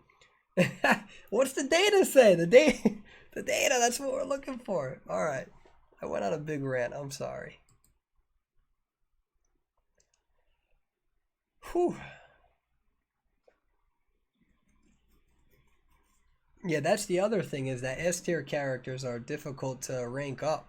We'd actually see S tier characters have even a higher persona point differential, but we don't because of their ban rate.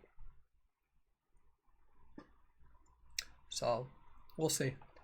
Alright guys, on that note, what we're going to do is we're going to end the stream. I did the best that I could to last as long as I could. Time for me to go. I want to relax a little bit and talk with people. All right, so thank you very much for watching. I hope you guys like that tournament gameplay. I hope, all of those numbers that you saw, that proves that we've been working on this character tier list for a very, very long time. And I'm very excited for it to come out. And I'm showing you guys, you guys pretty much have a good gist of where everybody belongs. But, all right, on that note, I'm going to go and eat some food. I forgot how to end the stream. Oh, here's the button.